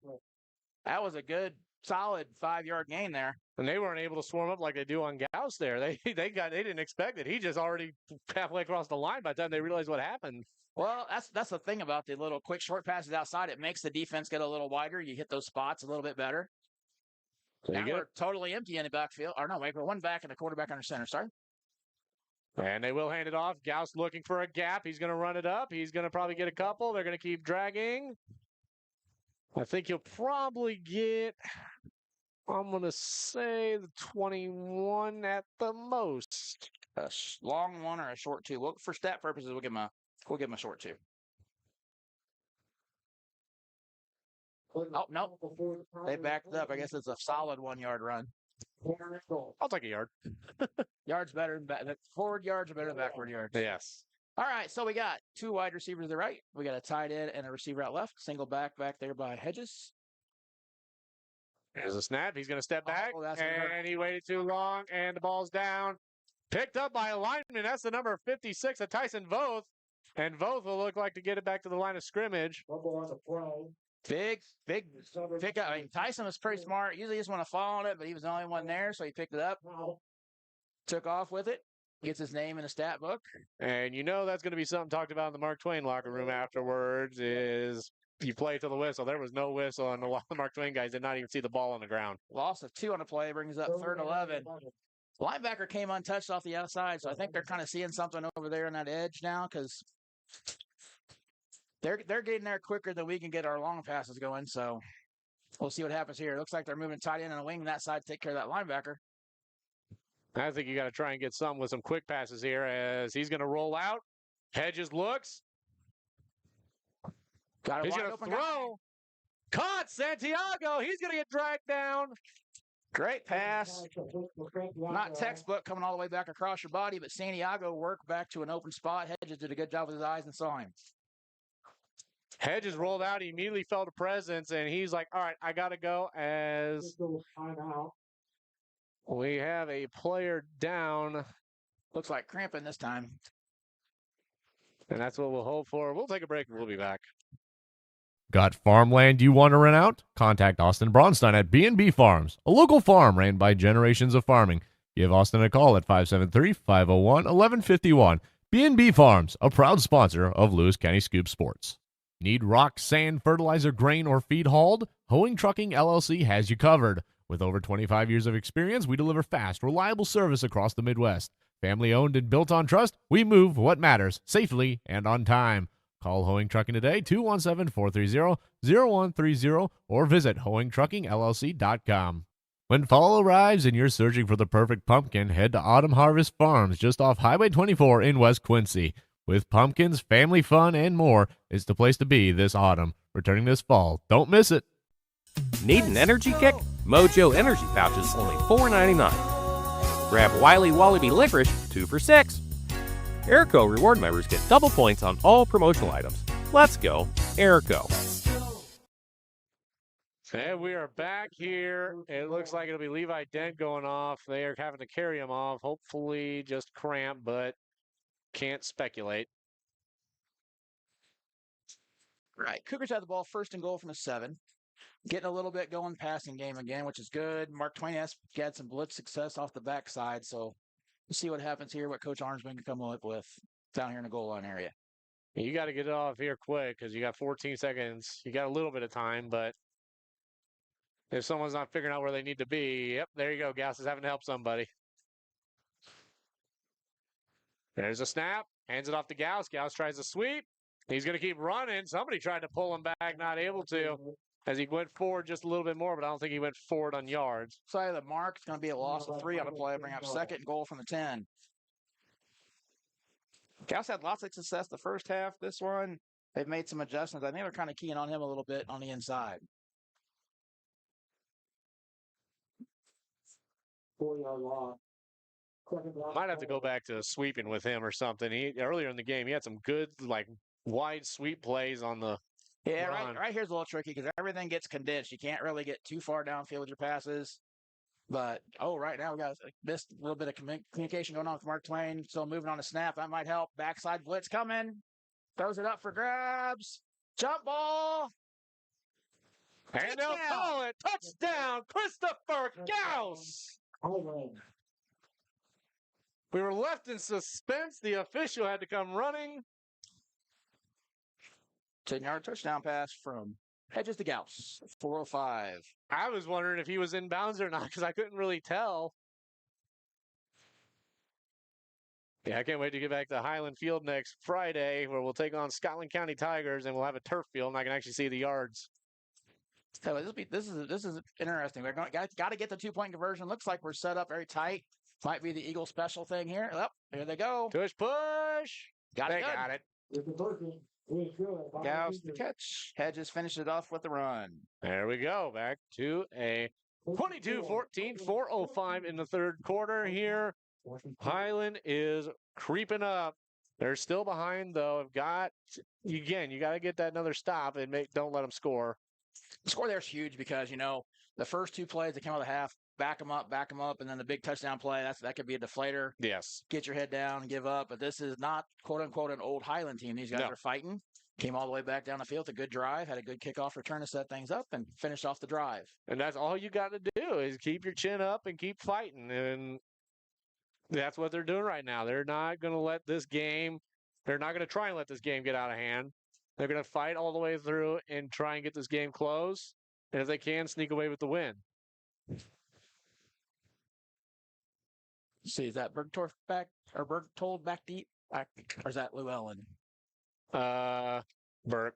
They've been switching it off a little bit. Yeah. Once in a while, Llewellyn's back. But that looks like him if I had to. I can't tell if that's a 6 or a 0. That might be a 0.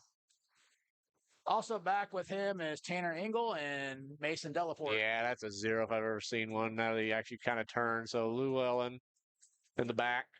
Cooper Hinton, the freshman, kicking off for the Cougars. Last time, just a little bit above the front line's head. Let's see where this one goes. Little bloop kick on the sideline of numbers. It's loose. Looks like Scotland County got it. Scotland County. All right, Mark Twain. I'm in the blue. I'm in next week. Too much blue. Yeah, It really is a lot of blue to start our season off. I know. We have that. We play Brookfield down the road, so I got to look at Culver Stockton blue on Saturday. just don't call him Mark Twain or Scotland County like I did.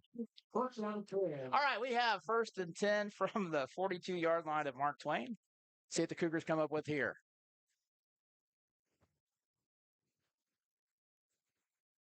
Yeah, been impressive if a Scotland County kid recovered that onside kick. He should be playing Louisiana right now. It's a long run. All right, here we go. We have 2 backs in the backfield.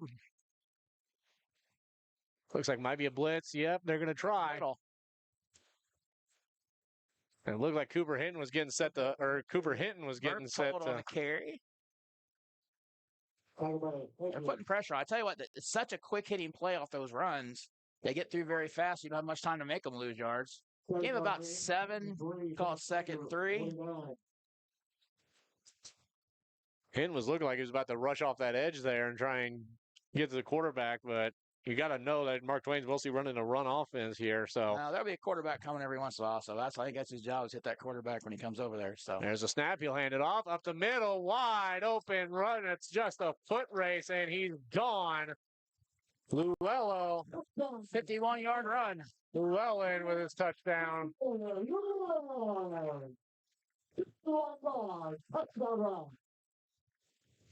Tell you what, Llewellyn and Bergsold are a very good 1-2 punch. I mean, they get through there quick. They don't mess around. You don't get very many good shots on them, and the way they hit that hole through there, that's pretty impressive. Swinging gate set up to the right. Run different variations. I'll see what the variation is this time. Gonna bring the motion across. Nope, no, stop the motion. Now comes the jet sweep motion. Oh, that was impressive there. They got it. I think that might have been Armour again. Yeah, I think so. I think he's cramping up, though. See if they can get him up. I thought he was short, too, but I was just able to sneak a peek at it. Well, on that one, what he did is he came across in jet motion. It's a very hard timing play. They snapped it instead of going to the quarterback. He caught it while he was in motion. That's hard to stop. I saw that at least, and I was like, oh, okay. All right, so we're back to that 2-score game. Hopefully the Cougars get the ball back. Go down, get themselves another touchdown, get back in it. We went from a defensive struggle to the offenses are showing a little more firepower. Don't know if it's fatigue set in on the defensive side or good adjustments by the coaches or just a combination of both.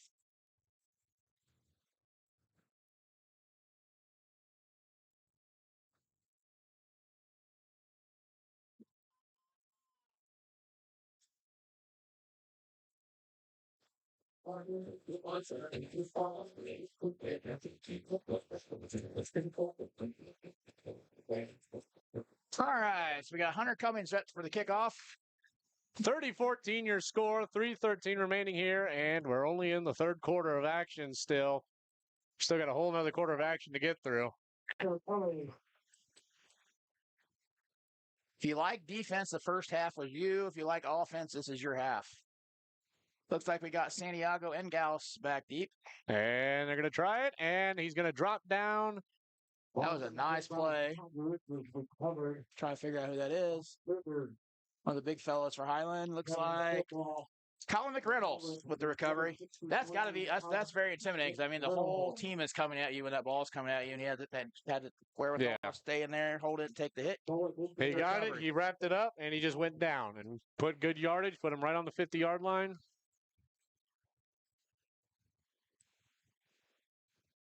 See if Mark Twain makes any adjustments and what the Cougars come out with.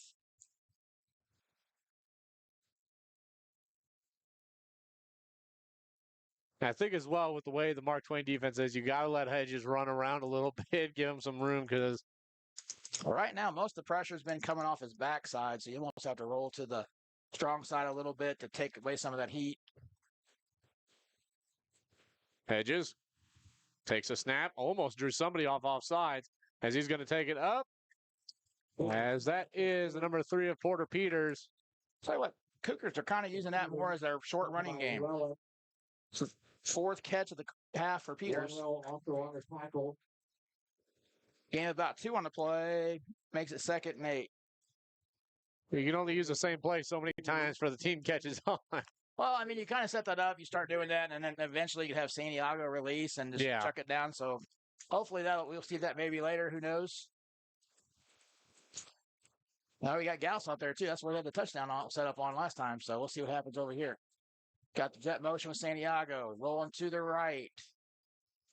Exactly like I said he's got to. He's going to chuck it down the field.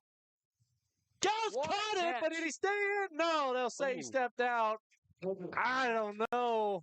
1 foot in. That's would be interesting to see if you had that angle, but I think he cramped up as well on the. You got to make sure you're hydrating, as we got 2 actually down there. We got 1 down here, Hedges, and now Gauss. We'll take a break and we'll be back. The Wild Tiger Boutique in Canton is your local game day boutique. They offer a curated collection of game day apparel and accessories for the entire family. Their collections include items for the home, jewelry and accessories, and an extensive line of apparel for local high school, college, and Greek life. Now's also the perfect time to check out their Valentine's collection. The Wild Tiger Boutique is open Monday to Friday 8 to 6 and Saturdays 10 to 2. Come in and see them in Canton or shop online at thewildtigerboutique.com, a proud supporter of the Canton Tigers. Shelter Insurance Agent Richard Horner looks forward to working with you on your coverage needs in the Canton area. Together, they'll work to see that your needs are met before something goes wrong.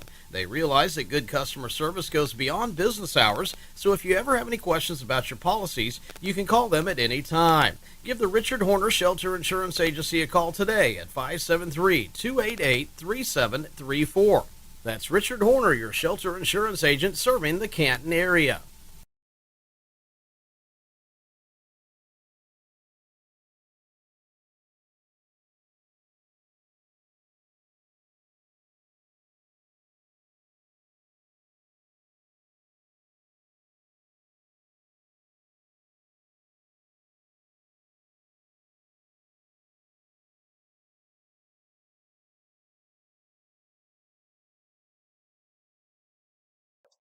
And we are back. Gal's going to get carried off. Hedge is going to stay in. So looks like it was just cramp. He was rubbing his calf there. So Tell you what, it's really hard to stay hydrated. It's been kind of deceptive lately. Like usually when it's hot out, everybody hydrates. It's been a little cooler lately the last week or so. It's supposed to be cooler next week. But as an athlete, you still have to hydrate the whole time. So pickle juice, bananas, Gatorade, water. For every Gatorade you drink, you should drink 2 waters. There you go. Make sure you get that in you. All right, let's see. We have Cougars back out. We have 2 wide receivers to the right, tight end and a receiver to the left. There's a snap. Hedges steps back. He's going to look. He's going to throw. Almost picked off there, as that was just a little behind. Intended for Caden Walton. Brings up 4th and 8. Tough spot here. You're 2:13 left to go in the quarter. Down 16. Do you play the field position, rely on your defense? Do you go for it? Hope you get the first down. Let's see what they come up with.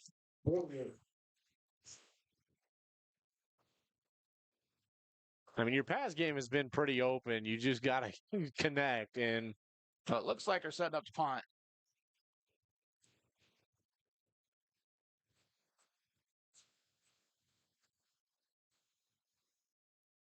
And he will, and a beautiful one at that. As drop, he'll touch it, and it'll go out of bounds back at the 10. So real good field position for the Highland defense. Freshman Hinton with a 39-yard punt. Put it in a great spot. Hard for the return guy to catch and get any momentum going upfield. They're going to give him a few more yards, I think, or they're going to put it right on the... It's like yeah, they'll give him a few extra. It always gets confusing because some of the line judges are on the 11, some of them are up by the 13. Never know till they set it.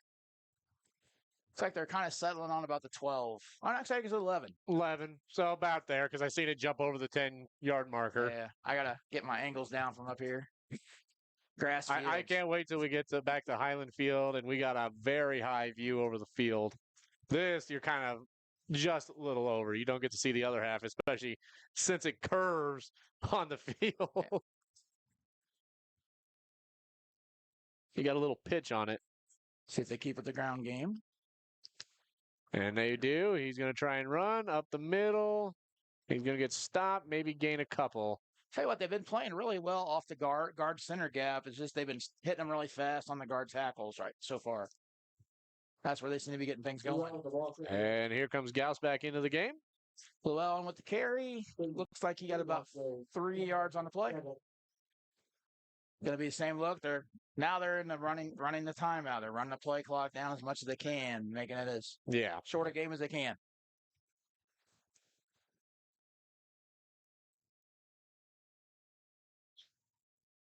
Everyone's set. Here's a snap. He'll hand it off. He'll get a run. He'll go up. He'll get brought down. I can't tell. Again, these jerseys are kind of bad. Schultz on the tackle. Guessing by the way it looked, was probably Bergtol on that one. They're both about the same size. I think that looked like 7 of Jaspering, but they look to be pretty consistent with Bergtold and Llewellyn. I don't see him on the sideline, but need a brighter blue on the numbers. As here comes a run, they will swarm them up and bring them back a little. Sometimes you wish those would count, however far you push them back. How great that would help. That would make the game very, very entertaining. All right, we have 4th and 1. Now it's a tough call. I mean, you've been moving the ball really well. It's 1 yard, but if I got to get out of this. Okay, try this again. Let's try it. Highland gets a stop here.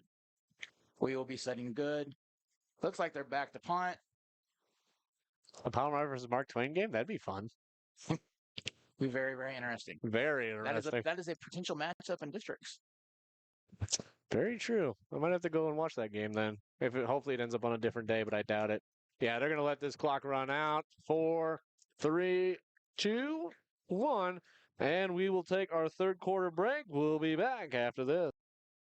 I'm a Missouri Farm Bureau insurance agent. I'm for working hard for what you get and then protecting what you've got. Your home, your vehicles, your life. I'm for making an honest living and taking pride in what you do, and for giving back to the community I call home. I'm for serving my clients with the respect and dignity you would expect from the farmers that started this company. And though I know you probably hope you never need me, I'm here for you when you do. I'm a Missouri Farm Bureau insurance agent, and if you're a Missourian, I'm for you. Need rock, sand, fertilizer, grain, or feed hauled? Hoeing Trucking LLC has you covered. With over 25 years of experience, we deliver fast, reliable service across the Midwest. Family owned and built on trust, we move what matters, safely and on time. Call Hoeing Trucking today, 217-430-0130, or visit hoeingtruckingllc.com. When fall arrives and you're searching for the perfect pumpkin, head to Autumn Harvest Farms just off Highway 24 in West Quincy. With pumpkins, family fun, and more, it's the place to be this autumn. Returning this fall. Don't miss it. Quick looking around the area. Couple surprising scores. Bowling Green's up 20-18 on Clark County. A lot closer game than a lot of people figured. Third quarter. Palmyra's all over Hallsville right now, 28-8. Another big one on Friday here. South Shelby was losing to Harrisburg, which that score is 24-8, if I remember. Yep. Yes, 24-8 in the fourth quarter. So that's something that very rarely happens. They played each other for a while, and South Shelby's just gotten the better of them. Harrisburg is a very solid team, though. So 30-14. Valley's up 27-14 on Monroe City. All right, start the fourth quarter. 4th and 1. See what goes on here. There's a snap. He will have to punt it as it's 4th down. And they will put it down at the 45. All right, short field to work with. Offense gets going. 2-score game, still within reach. See what they can come up with. I'm not going to say you're fully desperate yet, but maybe time to be a little creative. I mean, right now, the main thing is get a touchdown in the 2 on this drive. If you cut down to 1 score, figure 4 to 5 minutes, that'd be about 6 minutes left to go in the game. Gives you that puncher's chance to pull off the win.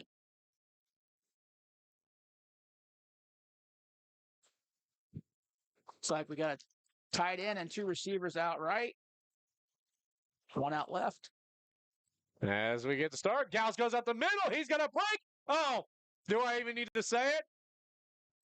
Touchdown, Highland Cougars. Christopher Gauss up the middle. Didn't even get touched. No flags this time. No laundry? Okay, we're good. 45-yard touchdown run by Gauss. Nobody do any personal fouls after the play or anything. Christopher Gauss with his second touchdown of the game. Yeah. Oh, that was quick. Question. We got a little bit of both. You're like, still run the offense. Need to score quick. Well, we got both here. All right, looks like we're set for the Cougar push. We'll call it that. If it works again. Here they go, pushing, and I don't think they got it. Not good this time. But down by 10, 30-20 is your score in the fourth quarter. Christopher Gauss immediately opens up Highlands offense again here in the fourth quarter. We'll be back after station identification. You're listening to Highland Cougar Football here on the Lewis County Scoop Facebook and YouTube page.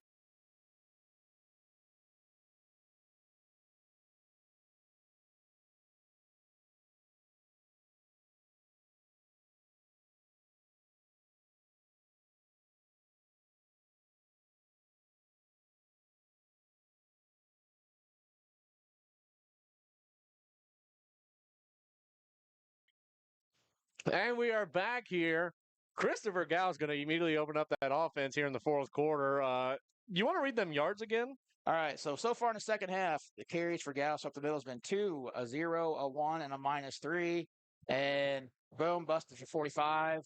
Mark Twain switched it out a little bit. They kind of thought, okay, we're up 16, kind of take away the pass a little bit. Highland stayed true to what they were wanting to do, went up the middle, stayed patient, got the big run.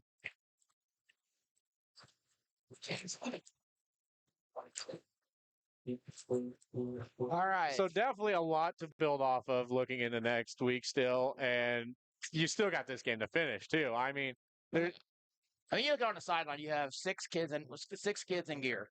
You have some kids that hopefully be coming back next week, make it a little bit deeper bench. Hey, this is a tough. And last we thought Scotland County they were close to Louisiana, weren't they? Yeah, I didn't check that one yet, but it was pretty close. Hinton's with the kick, a little onside squib. And they'll try and return it, and he's going to get out. They're going to try and wrap him up. They can't. Levi Dent finally gets him, and the ball gets loose.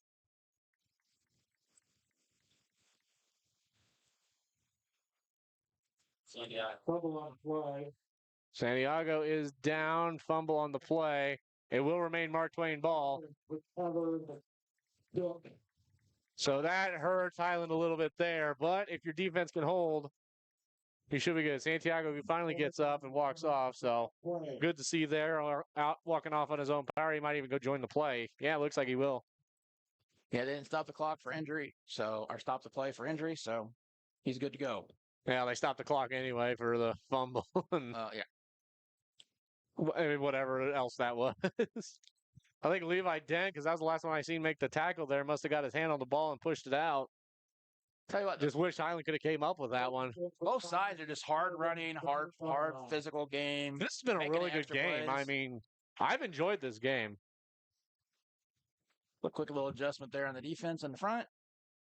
Got the double tight. Under center.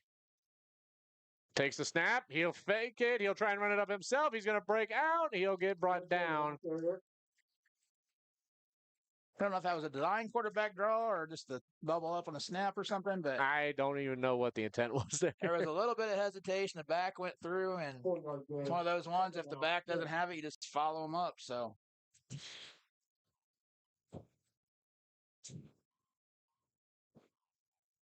all right, back to single back now. It's a little bit different look. It's usually what they were throwing out of. Everyone's set. A little bit of a rock on the running back. Yeah, I see some movement on that offensive line there. Yeah, the running back sit back a little bit in his stance, and that kind of threw everything off, got people pointing. So a bit of a break there for the Cougars. We'll see if it fully pays off for them. Well, that puts it back to 2nd and 11, so that's basically extra yards for them to get, hopefully get a stop here. Of course, big thing here is I'm not sure how they're making the play calls here for Mark Twain, but they don't have to send anybody over to the sideline. So they're able to just have a quick little bit of offense and just keep running. Tried the hard count, didn't get it. Tosses it out. Sweet play. Gets brought down at about the original yard of scrimmage at the 30-yard line. Gauss able to bring that one. Tell you what, the pulling guard, big Micah Daniels coming around there, got a hold of that defensive end. Luckily, Gauss was able to come around and make the play, but they're big guys and they're on their line move well. They do a lot. They do some pulling every once in a while, and for big fellas, they can get up and down the line.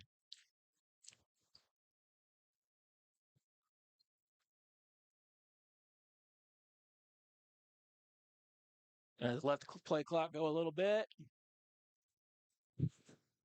Dive up Steps the middle. back. He's going to look. Oh. He's going to roll out. He's going to chuck it up. Wide open player there. Nice play. Gauss, I think, got a handle on him. Yep, that was Gauss able to grab him from the ankles and bring him down. So 4th and a very long 7, I'll say. I'll go with that. We'll say 6.5. Yep, 4 and 7. This is kind of hard. It's probably the 1 yardage. I'll get right tonight. This is good because if you jump offside, you can play aggressive. If you jump offside, it's going to be 4th and 1. You have a little bit of wiggle room. Make the play on the dive. I think Mark Twain's probably going to run the clock down, take a timeout, talk about it, decide how they want to attack this, gives the defense a chance to set up and go from there. That's predicted. There's the timeout. I mean, you're up by 10 right now. You don't really want to give Highland this ball and give them a chance to get back in this game if I'm Mark Twain. But are you sure you can get this past that 1st yard line? And I mean, you've been very effective offensively. But is this going to be the one time that Highland's going to put up that big stop on you and get good stoppage? Well, this is the tough situation for the defense because if you play the pass on the twin receivers outside, they've been doing a good job releasing the tight end on the backside. He's been hard to cover. If you sell out on that, as quick as those 2 backs have been hitting the hole, dive up the middle looks pretty good. I mean, Coach Miles has a lot of options there for himself, but it's just a matter of how it all plays out and who makes the play.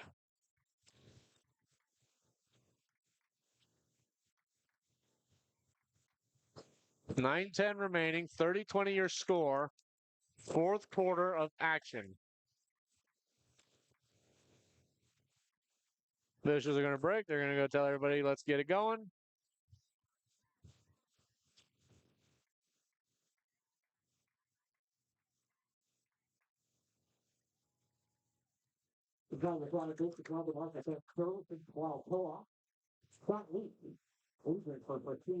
You see the Highland cheerleaders cheering across the way. They have a big day Wednesday. They're performing before the Cardinal game. I think it's just outside the stadium. I think it's around a little after 5 o'clock, the cheer coach said. Wish them luck as they go down there. They did a good job, such a good job the first time. The Cardinals invited them back, so that's kind of awesome. All right, let's see what happens. Looks like we've got 2 backs, probably Bergtold and Llewellyn again. So they're going to try for it. Briscoe's a threat to run, too. He hasn't really had to do much running lately, so let's see what happens. Under center. Everyone's set. There's a snap. He's going to hand it off. Immediately wrapped up. Denied. And a turnover on downs will set up Highland. Looks like Levi Ditt got there initially. Highland will take over on down. All right. Big chance. 9:04. 1st and 10 at the Highland 26-yard line. I need a real big run here, or maybe try and open up the passing game again and see. See, right now they've got a little more wiggle room because last time with the Gauss hitting them with the middle, you got to pinch the middle a little bit. You can go back out to Peters. They haven't been out to Peters lately on that pass. So I mean, they got all kinds of options here still. Trying to see what they're setting up. Looks like they might try that as going to get a whistle. Resetting the ball to where somebody wasn't happy with something with it. So there we go. There's a snap. He's going to hand it.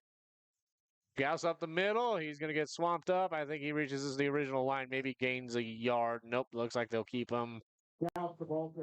Good penetration. Hit him a couple yards deep. Did manage to get back to the line of scrimmage.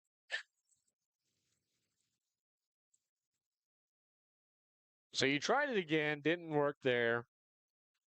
You were hoping he would just kind of get by with what happened last time, but I don't think you were going to get that lucky on a break like that. But it definitely keeps that threat open of there's that run game still that we got to watch out for. He steps back. He's going to look. He's going to let it fly. Santiago with a catch. Did he stay in play? No, he went out of bounds. Oh, if he got his feet in bounds there. Tell you what, they've got lots of weapons on both sides of the field. Very balanced out, makes it hard to defend. Lots of potential for the offense here. Two strong defensive plays there by Mark Twain.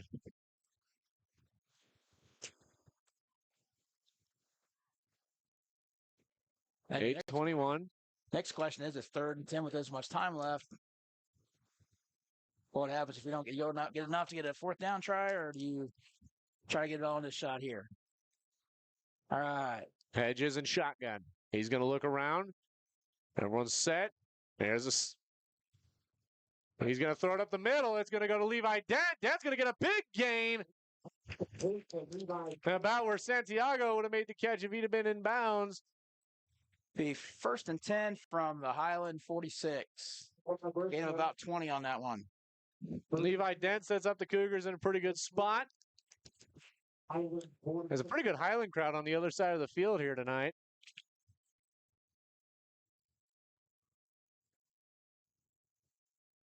I got the entire visiting bleachers filled up over there. So, yeah, that's a lot nicer than it used to be. It used to be like little wood bleachers. They've done a good job fixing this field up. And Arnsman going to call a timeout, and that, I think, is a smart move there. You've got 2 more to go, unless they haven't taken down one yet. Nope. 2 to go. We'll take a break here, catch our breath a little bit. We'll be back in a bit. This broadcast is brought to you by Phillips Heating, Cooling, and Plumbing, provided you're needing heating, cooling, and plumbing throughout the tri-state area. Give Blake a call today at 573-822-4284 or visit them at filupsheatingandcooling.com. Snack and save this week at Airco. Snickers and Twix, 2 for $4.50. Haribo Gold Bears, 2 for $4. Tootsie Twin Bars and Butterfinger Bars, just 2 for $4. Dots Pretzels, 2 for $8. And don't forget Combo Stuffed Snacks, 2 for $5. Airco reward members get double points on all promotional items. Let's go, Airco. Let's go, Airco. Let's go, Airco. Let's go. Got farmland you want to rent out? Contact Austin Braunstein at B&B Farms, a local farm ran by generations of farming. Give Austin a call at 573-501-1151. B&B Farms, a proud sponsor of Lewis County Scoop Sports. And we are back here. Arnsman takes a timeout. He's got 2 left to give here in this half. As it's 1st and 10 at the 40 or the 46. Hedges steps back. He's going to roll out. He's got 2 on him. They're going to wrap him up and bring him down. Sacked by number 59, Danny Powell. That's going to hurt a little bit. He's got to be wary of stuff like that. You know, you got to roll. You better keep moving. At that point, he should have probably just started running because it looked like he had a pretty good lane open to be able to run it. Fortunately, only lost about 3 on the play. So it brings up 2nd and 13. Still manageable.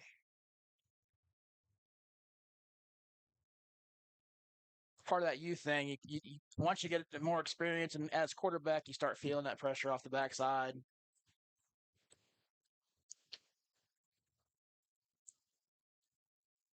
There's a snap. He's going to hand it off and get stuffed. Levi Dent on the carry. No gain on the play. 3rd and 13.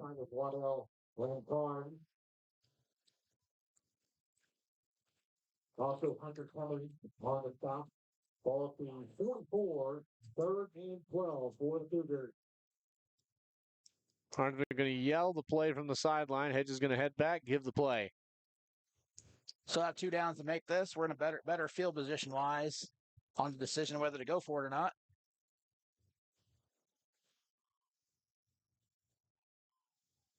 There's a snap. Hedges steps back. He's going to throw over Gauss as Gauss gets bodied. And there's a flag from all the way. All right. Haven't took the officials test. The reason that is a penalty is because the player led with the shoulder.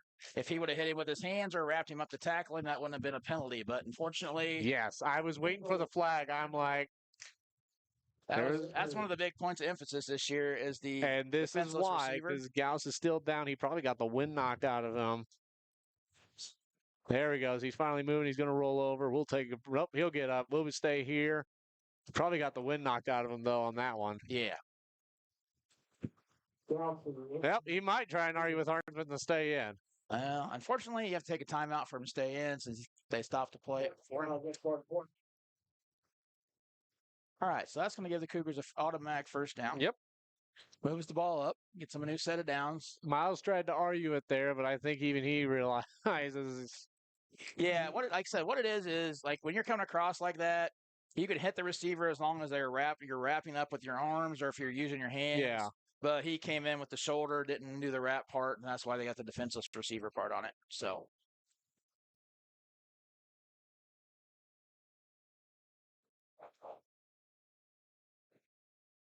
There's the ball being set.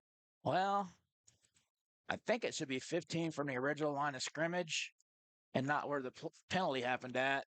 So they're going to back it up to where the official's at. So it looks like about the 42-yard line. Because it won't be 15 yards from the spot of the foul, because if I remember correctly. Well, it's first game back. Even the officials are struggling. Yeah, well, that's one of those weird ones because sometimes the personal fouls go from the spot of the foul. Sometimes personal fouls go back to the line of scrimmage and march off. So there we go. They got it spotted. Ball in place for 41. So Highland going to get some good field position here. Another reason I would not want to be a referee. There's just too many rules to remember. Yeah, I don't know how people do it. There's a snap. Levi Dent going to work out wide. He's going to get wrapped up and brought down. Looked like Evan Waddell and Hunter Cummings on the tackle. Looks like a loss of about, we'll call it 3, second and 13. 30-20 the score, 6 minutes remaining here. Gauss going to come back, and Hedges going to come back with the play. Dawson Hedges enters the huddle. They're going to chit-chat. They're going to break, and they're going to line up. Hedges going to look to stand back in shotgun. Gauss on his left. Motion. He's going to hand it off to Gauss. Gauss is going to have to go back, and now he's going to try and drive forward. He's going to get some breakthroughs. He's going to drive forward. I think you gain a couple from the original line of scrimmage. Yeah, it's kind of a counter off the jet motion. He came over there. Mark Twain had good penetration, made him go wider, and he was able to turn up and get as many yards as he could. Got about 5 on the play, makes it 3rd and 8. 3rd down and 9. So they'll say 9 on the scoreboard. So if you're Mark Twain, you need to stop. If you're Highland, you got to get a big play here. Well, right now, just make it man. You got 2 plays to get 9 yards. If you get half of it, or just make it really short, you're in good shape. There's a snap. Hedges steps back. He's going to look. He's going to throw it up the middle. Caught is Levi Dent. He'll get dropped down. And a flag going to come down. Penalty flag. Unnecessary roughness, I'm going to believe.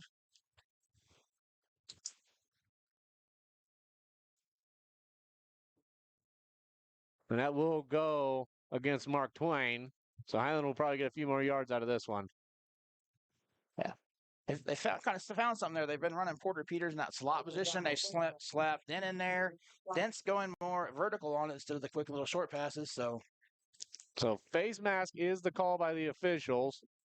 That's at least one hand motion I can still remember knowing from all my years watching NFL. Question is it 1st and 10 or 1st and goal? Let's see where they mark everything at. I think it'll be 1st and goal, but so we'll have the 1 yard line to get another 1st down, I think. All right, sounds good. I'll take that. Because if you get that 1st down on the 1 yard line, then that gives you another 4 plays to work with. As there goes Porter Peters, I believe, with the ball as he'll go out of bounds. Complete to Porter Peters.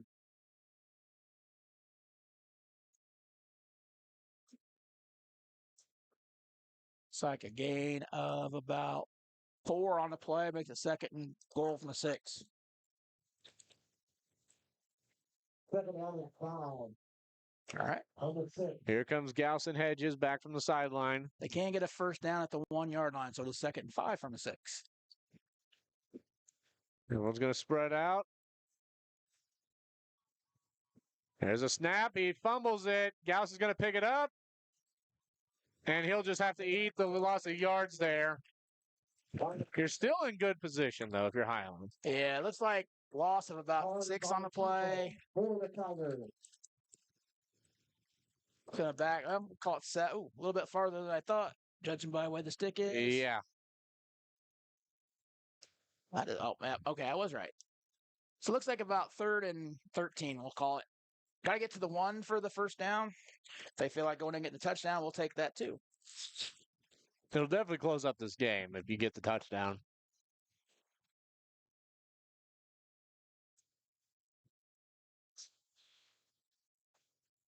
And Arnsman going to take a timeout.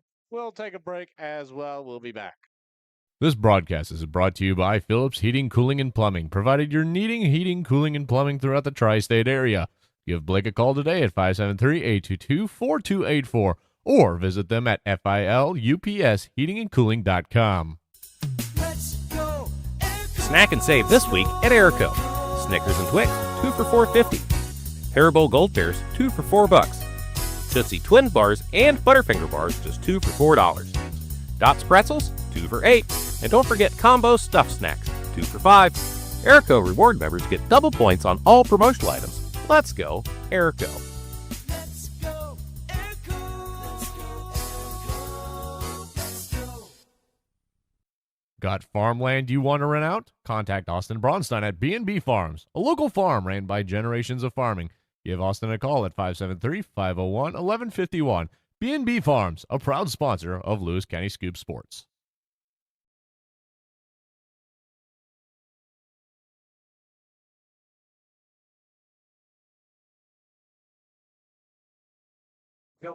And we are back here. Cougars going to get out of the huddle and go into formation. Hedges in shotgun. Dent next to him on the right. 2 receivers. Hedges steps back and immediately is going to get brought down and the ball recovered by Mark Twain.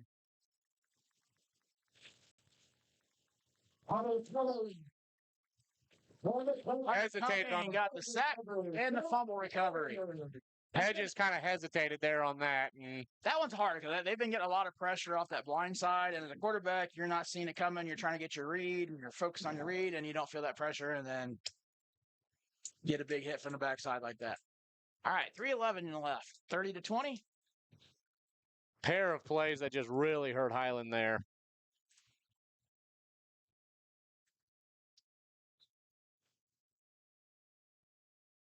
$30-20 your score, 3:11 remaining. Mark Twain going to try and I don't think they've got enough here to run this clock down. A couple first downs could end it.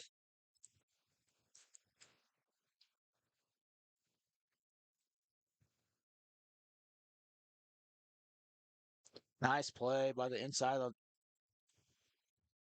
Maddox Way with the big tackle on that one. Well, big stop there by Highland on the run game. Keep it going.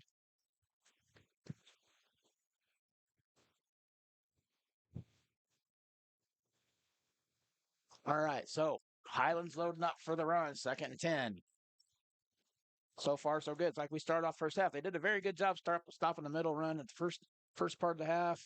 Then they slipped that tight end out. Do you risk that with that? It's a shorter period of time? That's the question.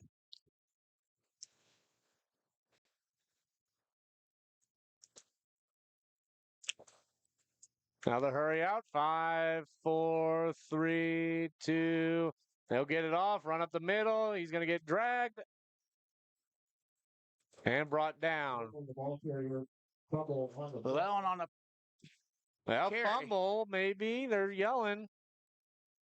Ball pulled out. Highland gets Highland the fumble. ball. Recovery.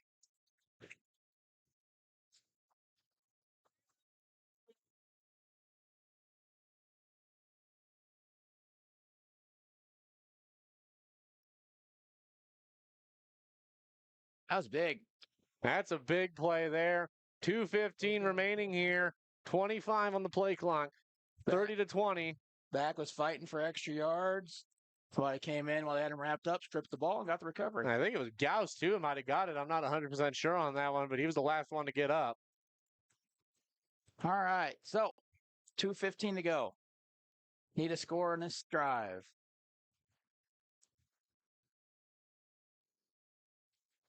Motion from Santiago. Hedges steps back. He's going to pitch it out to Gauss. Gauss is going to run it up. Gauss is going to get wrapped up, brought down. He's going to gain some yards, maybe about 4. 3. I'm going to say 3. Gain 3.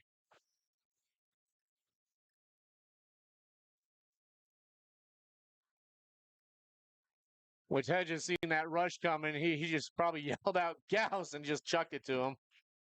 Looked like almost like an option play. I was almost waiting for option pass because the way Chris slowed down on that turn, I thought, if he throws that, we might have something there. Okay, yep, second about 9 or 8. 2nd and 9. Hedges steps back and gets sacked again. Tanner Engel with the sack. It's been a sack game for Mark Twain, but Highland hasn't just let that get to them fully. They've been answering it. Well, right now, Scotland County's able to just do what they want because they know it's pass. You have to pass with this much time left, so you can run all your blitzes you want. Young line's hard to pick all that stuff up because they're sending more people than we have blocking.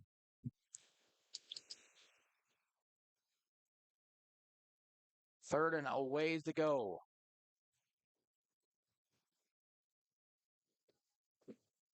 It's like about 19-20. Less than a minute to go in the game. Hedges, he's going to step up himself. There's going to be a flag on the play, though. Hedges is going to get a big gain, though, but I bet you it's going to get brought back. So now they have a decision. It's going to be 4th and 10 or 3rd and 29. Let's see what they go with.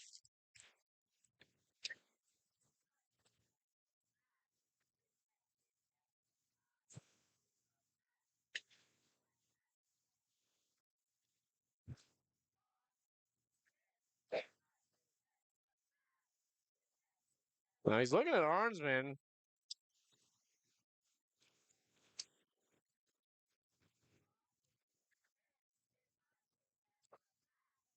So, okay, so I think Arnsman was just saying something.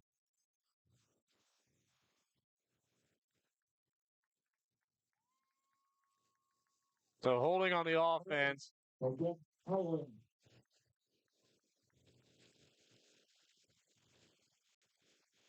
Yep, 45.5 seconds here. 30-20 your score. 3rd down. 3rd and 19. They're going to be 3rd and 29. They're going to mark it off from where the original line of scrimmage was. So we got 55 yards to go to the touchdown. They got one timeout. Mark Twain's got one. That's if they get put in a pinch. Outside backers look like they're going to tee off on the blitz. Hedges reaches out, grabs it. He's going to look. He's going to run out. He's going to get brought down. 38 seconds, and the clock's still running. And so Mark Twain should be able to walk away with this game unless Highland's able to just chuck it down the field. And even then, I don't think it'll be enough.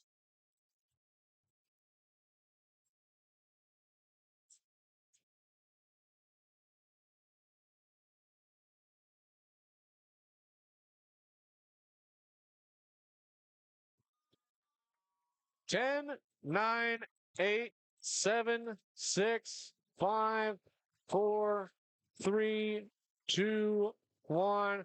And that'll bring it into your season opener. Highland Cougars fall 30-20 here in Mark Twain. We'll take a little bit of a break, probably about 2-4 minutes, probably, and we'll come back with some post-game thoughts. Got farmland you want to rent out? Contact Austin Braunstein at B&B Farms, a local farm ran by generations of farming. Give Austin a call at 573-501-1151. B&B Farms, a proud sponsor of Lewis County Scoop Sports. Need rock, sand, fertilizer, grain, or feed hauled? Hoeing Trucking LLC has you covered. With over 25 years of experience, we deliver fast, reliable service across the Midwest. Family owned and built on trust, we move what matters safely and on time. Call Hoeing Trucking today, 217-430-0130, or visit hoeingtruckingllc.com. When fall arrives and you're searching for the perfect pumpkin, head to Autumn Harvest Farms just off Highway 24 in West Quincy. With pumpkins, family fun, and more, it's the place to be this autumn. Returning this fall. Don't miss it. Need an energy kick? Mojo Energy Pouches, only $4.99. Grab Wiley Wallaby Licorice, 2 for $6. Airco reward members get double points on all promotional items. Let's go, Airco.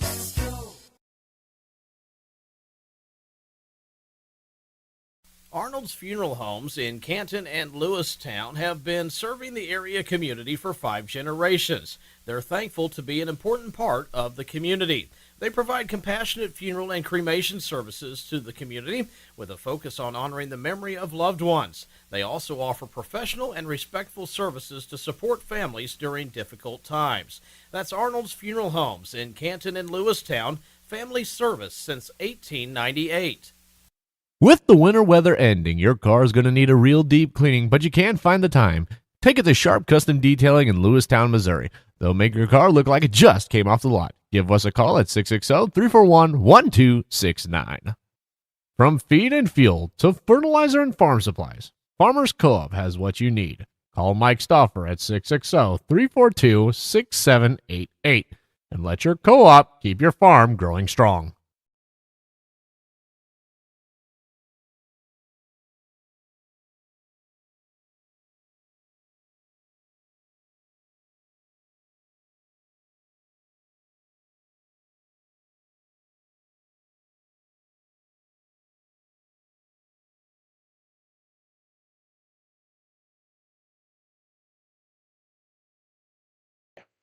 And we are back. Highland Falls 30-20. However, I mean, compared to last year's score again of 32-14, it's definitely an improvement from last year. Yeah, I mean, it was a lot closer. I mean, it seemed like every time Highland would get a little bit of momentum, Mark Twain would kind of just hit a big play here and there, and hats off to Mark Twain. I mean, their line did a really good job. The Berchtold kid and the Llewellyn kid, both of them just a 1-2 punch. They're very similar, very quick.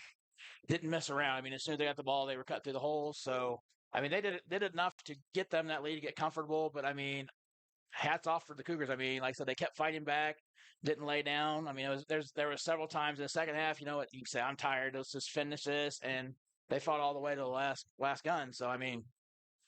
Yeah, I mean, we don't have any final scores from the rest of the Clarence Cannon Conference or anything like that. But I got to imagine some of them games are going pretty good for a round. But, we've got to, one I'm most worried about is that Scotland County game since that's literally next week. Well, I mean, there was lots of surprises today. Like at one point, Clark County and Bowling Green were 20-18, and now all of a sudden Bowling Green woke up. It's 42-18. You have Palmyra 42 over Hallsville. Hallsville's usually a good solid team. I mean, that's a good sign for the people over in Palmyra. Third quarter, Louisiana's beating Scotland County 19-7. I know a lot of what I've heard is Louisiana's up. So, and then Scotland County's going to be decent. They did lose a lot, but they also have a lot coming back from what I've read. Now, the one that's surprising to me, if you go back real quick, is that Quincy Blue Devils game. The Boonville Pirates beat the Quincy Blue Devils, and I'm pretty sure that was at Quincy, and I'm pretty sure that snaps a losing streak or a win streak for the Blue Devils. Well, it's got fourth quarter right now, so I don't know if it's done yet or not, but it's 27-19, so it depends how that all goes. But Quincy's pretty young. I mean, they've still got a very solid defense from everything I've heard through all the previews and stuff. Young people on offense got to figure it all out, so they're going to be a growing thing. I mean, they're going to take their lumps, but they're also not going to. I mean, they're used to winning, so maybe we'll see what happens with them. I know. Coach Little had said Boonville called them wanting to play, and usually if you have somebody that calls you wanting to play and you've got that kind of reputation, then you have to have something. You're not going to go over there with a bad team. So, another big score. Let's see. The other thing kind of surprised me. Valley's usually one of the top teams in the state. Traditionally, Monroe City's supposed to be a little bit higher up this year. Valley's 27-22 with them in the third quarter. Really tight, you would think. Like, usually Valley games, they get a little bit of a cushion on Monroe City, but that's a lot tighter than I thought it would be, too, as well. So, actually, is the final. You're correct. Boonville did beat Quincy High. There's another one. Harrisburg beat South Shelby 24-16. Now, those are two traditional playoff teams. Harrisburg is always very good, and they're usually very solid team. And with them beating, that's probably one of the first times they beat South since I don't know when. So that's a good sign for them. South is returning the offensive player in here, and I think is it Mr. Mulring, the quarterback there. I think so. But he's returning conference player of the year. So I mean, they have a lot of young people with them. So it's kind of a hit or miss thing. Like thing about first game is like you can say so and so is this great team. Yeah. Until you actually show up and line up across from somebody, you really don't know what's going to come out. I mean, like I said, you didn't hear much about Clark County the whole preseason, and all of a sudden they're tied up with Bowling Green, which is supposed to be but now it's back to where everybody thought it was going to be. But I mean, that's a good showing for them. We're waiting to see if Coach Arnsman will have a chance to join us up here. We're supposed to get a wave if he is. There, he's asking now. We'll give play-by-play of this. He's chatting. I think I seen a nod. I'm not 100% sure.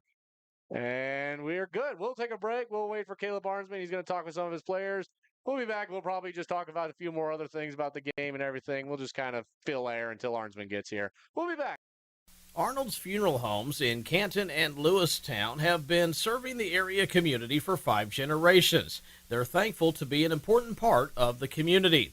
They provide compassionate funeral and cremation services to the community with a focus on honoring the memory of loved ones. They also offer professional and respectful services to support families during difficult times. That's Arnold's Funeral Homes in Canton and Lewistown, family service since 1898. With the winter weather ending, your car is going to need a real deep cleaning, but you can't find the time. Take it to Sharp Custom Detailing in Lewistown, Missouri. They'll make your car look like it just came off the lot. Give us a call at 660-341-1269. From feed and fuel to fertilizer and farm supplies, Farmers Co-op has what you need. Call Mike Stauffer at 660-342-6788 and let your co-op keep your farm growing strong.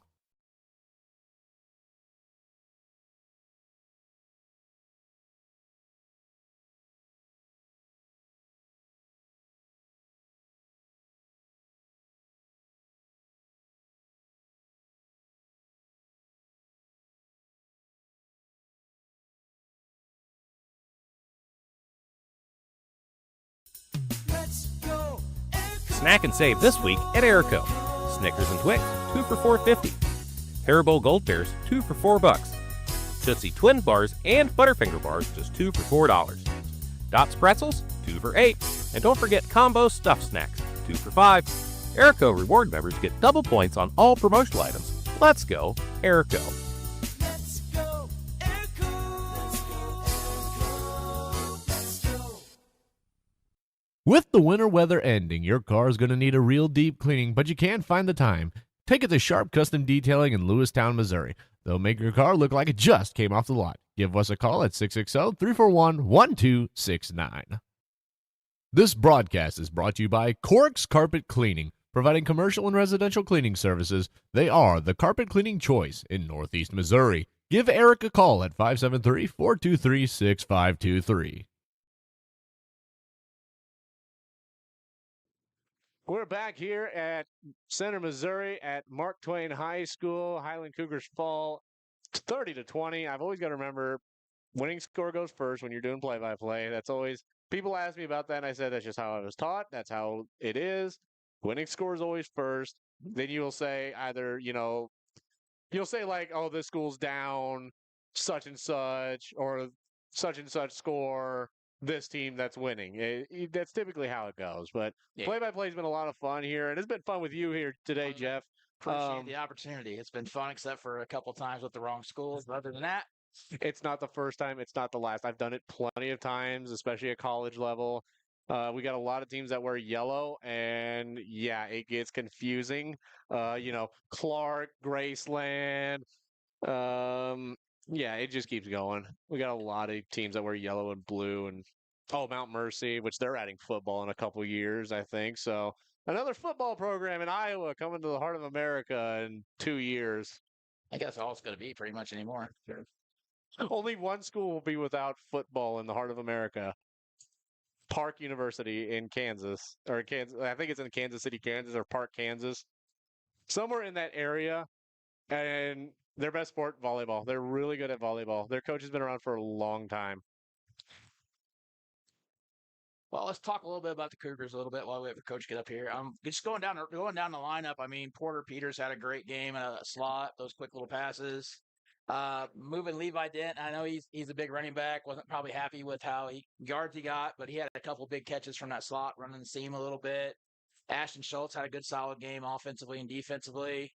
Chris Gauss had a good defensively had a couple big hits. Offensively had that big 50-yard touchdown run. Had a couple big plays, that nice touchdown catch. Dawson Hedges at first varsity start. I think I could be wrong on that, but for not having that experience, he looked really solid out there. I think once he gets a little bit more aware of his surroundings a little bit, feeling that pressure off the backside, that's going to make him even more dangerous, and looking for great things to come from him. Xavier Santiago had almost like a little star turn night tonight. I mean, he had that big run called back, made a couple big plays, and like the one time was when Hedges was scrambling, came back across the field, made a good play. Brock Snyder had a big tackle on the quarterback for a loss. A couple big tackles on the night.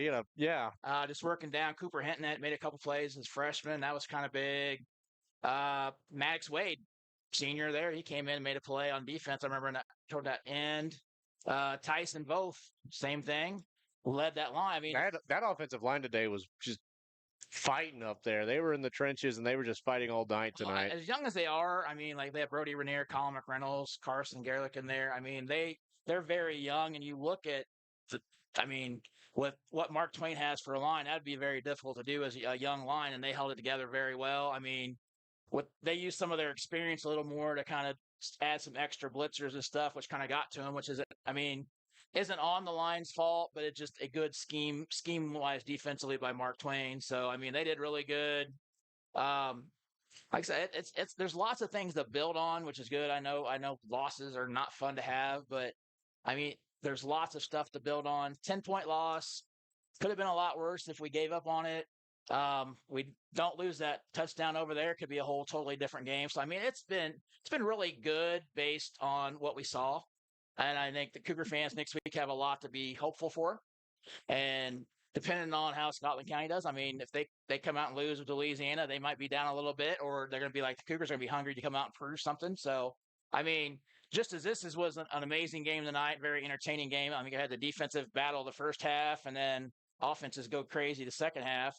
I think with that, I think you have the potential for a very, very solid game next week. Another one, an entertaining for one of you to call. I have to slide over to the PA thing. So yeah, you got to slide over to the PA. I'll have one of my college students on the call with me. I'll have Mr. Jacob Jailing, who called the Highland and Hannibal finals, and we called that game for the Tony Lenzini tournament, the championship game for the girls basketball. And actually, I think it was his mother, is an alumni of Hannibal, so it became a very interesting game. I'm a Highland alumni. He's kind of a Hannibal fan because of that, so we were starting to send shots at each other a little bit, and we had fun, and Highland just was able to walk away with that win, and so I walked out with a smile on my face. Those make it more fun. I mean, having back and forth with somebody like that. Yes. So, but Arnsman down there talking with, who is he talking with down there? I can't. Not really sure, but we'll probably take another break here. Somebody's trying to get a hold of Jeff here, so we'll take a break. We'll probably start a little bit of tear down. We'll probably go tear down our banner and wait for Mr. Arnsman to get up here. The Wild Tiger Boutique in Canton is your local game day boutique. They offer a curated collection of game day apparel and accessories for the entire family. Their collections include items for the home, jewelry and accessories, and an extensive line of apparel for local high school, college, and Greek life. Now's also the perfect time to check out their Valentine's collection. The Wild Tiger Boutique is open Monday to Friday 8 to 6 and Saturdays 10 to 2. Come in and see them in Canton or shop online at thewildtigerboutique.com, a proud supporter of the Canton Tigers.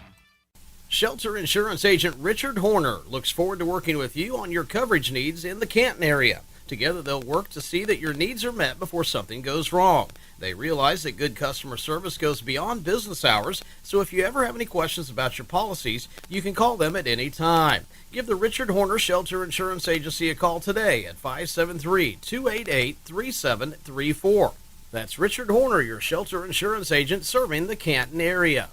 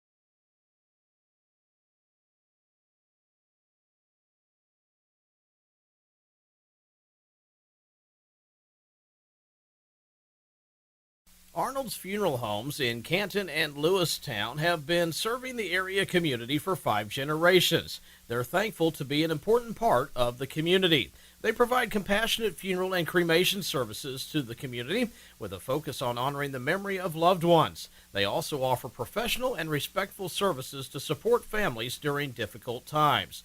That's Arnold's Funeral Homes in Canton and Lewistown, family service since 1898. With the winter weather ending, your car is going to need a real deep cleaning, but you can't find the time. Take it to Sharp Custom Detailing in Lewistown, Missouri. They'll make your car look like it just came off the lot. Give us a call at 660-341-1269. From feed and fuel to fertilizer and farm supplies, Farmers Co-op has what you need. Call Mike Stauffer at 660-342-6788 and let your co-op keep your farm growing strong.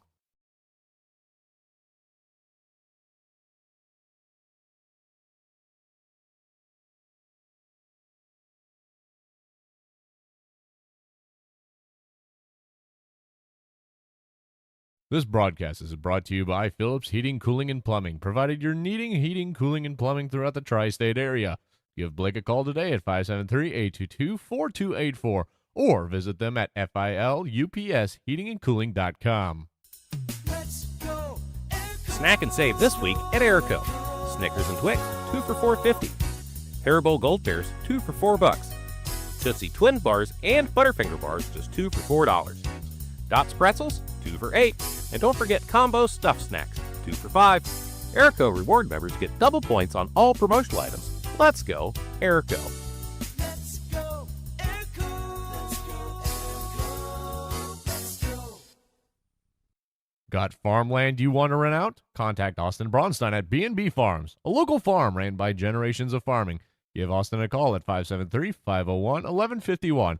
B&B Farms, a proud sponsor of Lewis County Scoop Sports. Remington Yates, Jeff Inning here at Center, Missouri still. 30-20 your final score, Highland Falls. There you go, 0-1 to start the season, but definitely a lot to improve on. We'll go and take a look at player of the game for this night. We had a bit of discussion. For Mark Twain, I don't think it was a no-brainer. We went with Landon Armour. 3 touchdowns on the night, and I mean, just an impressive performance all around. Yeah, he did really good.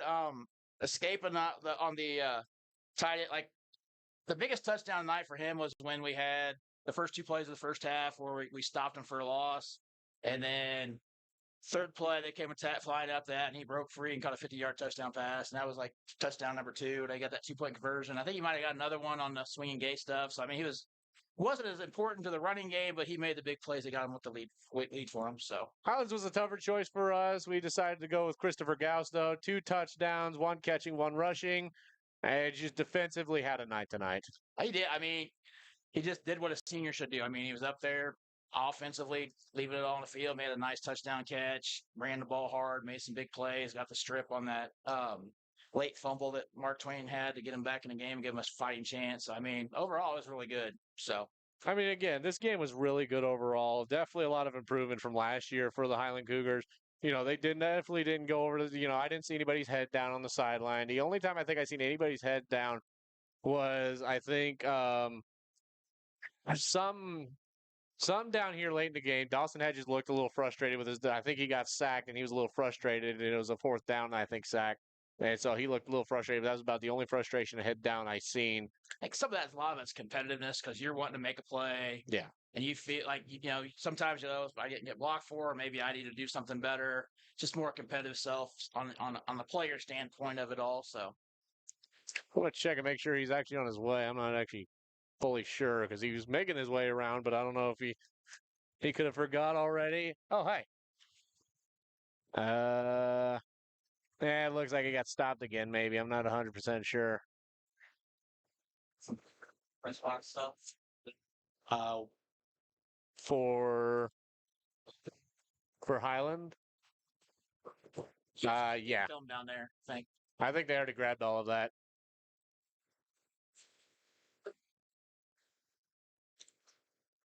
I'm not seeing him. Someone might want to give him a phone call or something, or.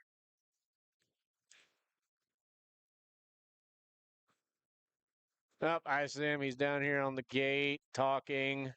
He's probably getting stopped. That's one of the perks. You have people stopping you. I'm hoping. I don't think they will. I don't think Mark Twain's going to come and kick us out of here. But that's a part of me when I do this broadcasting stuff and I'm by myself and I'm still new to a lot of this. I don't know what schools are going to be kind of like. Okay, buddy, come on, hey, let's go here. And I'll tell you about this one school that did that to me. You know the school very well too. So Don't mention names. That's bad. I'm not going to mention names on the air, but you'll know. What else we got to talk about here, Jeff? Well, I mean, like I said, next week we got Scotland County coming up. The new coach. Let's see. I don't know if it's a lot of new players from what I read. They traditionally like to run the ball up. I think I hear a little mix of maybe more passing mixed in. They're gonna have they graduated a lot. They have a lot. They have good numbers. So that's something good for them. They might have played a lot of young kids. Like we played a lot of young kids tonight. And that was a team I didn't get to see last year. Last year was hard because Friday nights I was doing I'm going to do a little advertising here for somebody, even though they haven't paid. Well, they pay me to do it. But Monday nights, 7 to 9, Muddy Night Lights, Matt Shuckman and Chris Dewar on the air. I'm behind the scenes producing. So make sure to tune in and hear about all the coverage from local high school sports. They've expanded their coverage area and they're having a blast, and I'm having a blast too. But it was last year, Friday nights. I had to leave at halftime to go produce the game because we went from 10 till midnight. That was brutal. That was hard, and I didn't get to catch a lot of games, or else I would have actually got to probably make it to a lot of the games and seen more. They've got a really good setup, and honestly, with the two of them, I mean, you're not going to find two people that care more about high school sports than them. I'm always amazed the wealth of knowledge they have about each. Like they could tell you almost who the second string running back of whatever team was in whatever year. I mean, that's how in depth they get with everything, and they do a good job. And it's like I remember hearing Chris say one time, he's like, local news, they could run Cardinal scores, they can run ever, but he wanted to make it more personable by bringing that, and I think that's why he has such a good following with fans and why he has such a good relationship with the coaches. So, and I mean, just overall, what they've got going on over Muddy River News. I mean, Lewis County Scoop. We're here to cover Lewis County. We're working on trying to get it back going to where we got more than just the sports going. But I'm working my butt off to get the sports up. And I mean, this is a good gateway to it. I mean, you guys are providing something. Like that hasn't been provided in years. We have like the softball teams down in Troy. They're staying the night. If they wanted to find out what's going on, they can follow this. Yes. You have grandparents live far away, can pick this stuff up. So I mean, this is a really nice thing that you provide, and Lewis County Scoop provides for Highland and the nice part about it is like you can go back and listen to games in the past. At least 3/4 of this game. I'll just say that my best part of the game was the first quarter when we weren't recording. So that's all I'll go with. So, but yeah, what they got going over at Muddy River with a Mark Twain alumni of Bob Goff, their owner and who's in charge over there. So Bob, you got bragging rights for this year as well. You got bragging rights last year. So Mr. Goff, we'll discuss a little more on Monday, but you get bragging rights this year if you're listening. So. But thank you, Bob, for everything you do over at Muddy River News and what you guys have provided over there as well. I mean, you guys have provided more local news in this area and just do such a great job with what crew they have and everything. And I mean, I think in this area alone, we have some of the best journalists and sports writers in the entire country, in my honest opinion, because these people, it's people it's people you get to meet. And you get these college kids that pick it up and they get to work and they get to learn the community, learn a lot of the people here. And it's just a great thing that we have in this area. Yes. Well, I lived in Southeast Missouri for a few years of my teaching career, and the local news, I mean, you didn't hear hardly anything about any of the local teams or anything. And like here, it's like it's almost celebrity status. Like if team goes to state, everybody's following them. Even like, you want to see those teams because through the coverage they get through all the channels and the news, it's like, you feel like you know everybody. So, as Arnsman is still stopped down there, I don't even know if we're going to have time to interview him.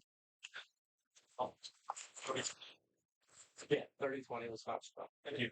We're waiting on the Coach Arnsman. Coach to stop. If you see him, ask to see if he's coming up. You know his number? He said they gave us a wave like he was coming up. So, okay.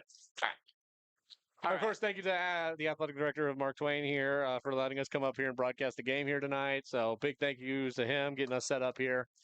But yeah, I think this area has been a real great area. It's a great area to live in. It's a very tight-knit community. And of course, you have your little rivalries between each other and everything, but it's nothing ever too serious or anything like that. It's a lot of fun. Yeah, I mean that's the good thing about it. I mean, you get to see a lot of places. Like, it's been a while. I mean, I've never got to do this, something I've always wanted to do, and like come up here and see it on the other end. Like, I've been on the sidelines, been on the public address thing, and play-by-play is kind of fun. It's definitely difficult, but at the same point, it's kind of fun and rewarding. So, I mean, this is nice that you're giving everybody a chance to do this, because if you want to follow along where you can't go, like, it's nice to have that option. And I mean, here in Lewis County, we got 3 schools in this area. The Culver Stockton College, they've got, their own network that I assist with, and help teach college kids and everything, the ways of broadcasting. And then you got Highland and Canton, and they don't get, Corey Stott does a lot for them, but Corey Stott also has a big area to cover as well. So, he can't make it to all the Canton and Highland games, but if a team's going to go to state, he's going to follow through with them all the way till the end. He did that with Canton for basketball and everything. And, I'm excited to see what a lot of our sports are going to give us throughout this entire fall. You got girls softball. You've got you still got football the rest of the season to go. You've got cross country to see what they're going to do, and you got women's golf or girls golf still to go here in the fall. Am I missing any other sports here in the fall? Not that I'm aware of. I mean, there's just the nice part about this area is there's so many talented kids, and there's so many great coaches and very supportive communities. I mean, you look at between the two teams, we had 2 wins going last season. I mean, Mark Twain bleachers were full, our visiting bleachers were full. The community support is amazing. No matter what's going on with things, it's great support. Yeah, and of course down in Canton, you got about the same sports and everything. And Canton, I feel like it's a lot less looks at it. I think last year they got the most looks that they have with their or their boys basketball team. Hey, now that that's gone, it's like, well, what does Canton have to offer? And I'm like, they got plenty to offer. They got a lot of great kids that are working so hard to provide these sports and everything. And so, people need to be looking at Canton. People need to be looking at Highland. People need to be looking at Culver Stockton. Records might not show it, but there's a lot of people here who work so hard to play sports and have that chance to, be something in the area. And they do. And these kids all deserve the recognition for their work. Yeah, most definitely. I mean, like it takes a lot. I mean, you have like anywhere from, you have like your band students work all summer. You have your athletic teams working all summer. You have everything, every little thing in school. Like, you always hear so much negative stuff about youth, but I mean, to see all the work that they put in so many different areas, it's great to have a chance like this to celebrate them, and that's what this is for. And I mean, people sometimes get wrapped up in the win-loss record, but I mean, like, you look at what they did. I mean, they had 25 kids in there, and you celebrate those kids that are playing. Yeah. And you lift them up, and you let them know how special they are because they're doing that. Just as you lift up a band student, as you would lift up a debate team or a quiz bowl team. I mean, you just have to celebrate the good that kids do and just enjoy that. Well, I think we'll take a few more breaks here, and we'll check on Arnsman. Hopefully he didn't go running off yet, and I think he's gone. Well, I think we'll call it a night then, because he is gone. Unless you're going to try and call him or something. But I can call, but we'll go to commercial. This might be the last commercial. All right. We'll see what happens. You'll hear what happens when we come back from commercial break. Stick with us here on Lewis County Scoop Sports. Litter Feed Incorporated is dedicated to providing unmatched service, building relationships with our customers, and providing animal nutrition services backed by quality products. Stop in today, 103 South Elm Street, Lewistown, Missouri, a founding sponsor of the Lewis County Scoop. Shelter Insurance Agent Richard Horner looks forward to working with you on your coverage needs in the Canton area. Together, they'll work to see that your needs are met before something goes wrong. They realize that good customer service goes beyond business hours, so if you ever have any questions about your policies, you can call them at any time. Give the Richard Horner Shelter Insurance Agency a call today at 573-288-3734. That's Richard Horner, your shelter insurance agent serving the Canton area. Need some fuel in your car and your belly? Stop by Murphy's Gas Station in Monticello, Missouri. With a full menu and daily specials, sweet snacks, and plenty of fuel, they'll help you get through your day and to your destination. Murphy's Gas Station, just off Highway 16, Monticello, Missouri. Old Trapper beef sticks, 2 for $4. Save $4 on select Icon meats. Plus save $2 on Stoker's tubs. Erico reward members get double points on all promotional items. Let's go, Erico. Arnold's Funeral Homes in Canton and Lewistown have been serving the area community for 5 generations. They're thankful to be an important part of the community.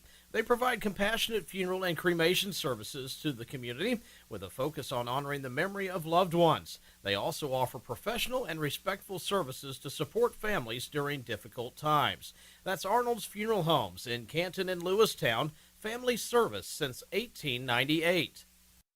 This broadcast is brought to you by Cork's Carpet Cleaning, providing commercial and residential cleaning services. They are the carpet cleaning choice in Northeast Missouri. Give Eric a call at 573-423-6523.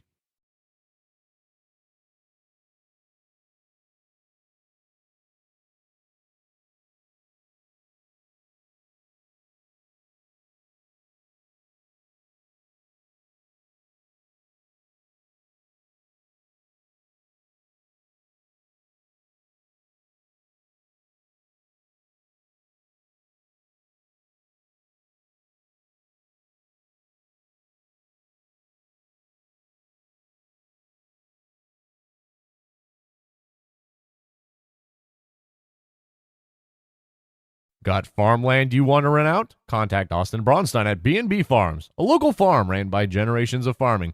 Give Austin a call at 573-501-1151. B&B Farms, a proud sponsor of Lewis County Scoop Sports. Need rock, sand, fertilizer, grain, or feed hauled? Hoeing Trucking LLC has you covered. With over 25 years of experience, we deliver fast, reliable service across the Midwest. Family owned and built on trust, we move what matters safely and on time. Call Hoeing Trucking today, 217-430-0130, or visit hoeingtruckingllc.com. When fall arrives and you're searching for the perfect pumpkin, head to Autumn Harvest Farms just off Highway 24 in West Quincy. With pumpkins, family fun, and more, it's the place to be this autumn. Returning this fall. Don't miss it. Need an energy kick? Mojo Energy Pouches, only $4.99. Grab Wiley Wallaby Licorice, 2 for $6. Airco reward members get double points on all promotional items. Let's go, Airco. Arnold's Funeral Homes in Canton and Lewistown have been serving the area community for 5 generations. They're thankful to be an important part of the community. They provide compassionate funeral and cremation services to the community with a focus on honoring the memory of loved ones. They also offer professional and respectful services to support families during difficult times. That's Arnold's Funeral Homes in Canton and Lewistown, family service since 1898. With the winter weather ending, your car is going to need a real deep cleaning, but you can't find the time. Take it to Sharp Custom Detailing in Lewistown, Missouri. They'll make your car look like it just came off the lot. Give us a call at 660-341-1269. We're here with Coach Caleb Arnsman. Coach, a 30-20 loss, but definitely a lot to work off of going into next week against Scotland County. How all did you feel about this game? I'm very proud of the way the boys fought through it all. Played 4 quarters, played hard.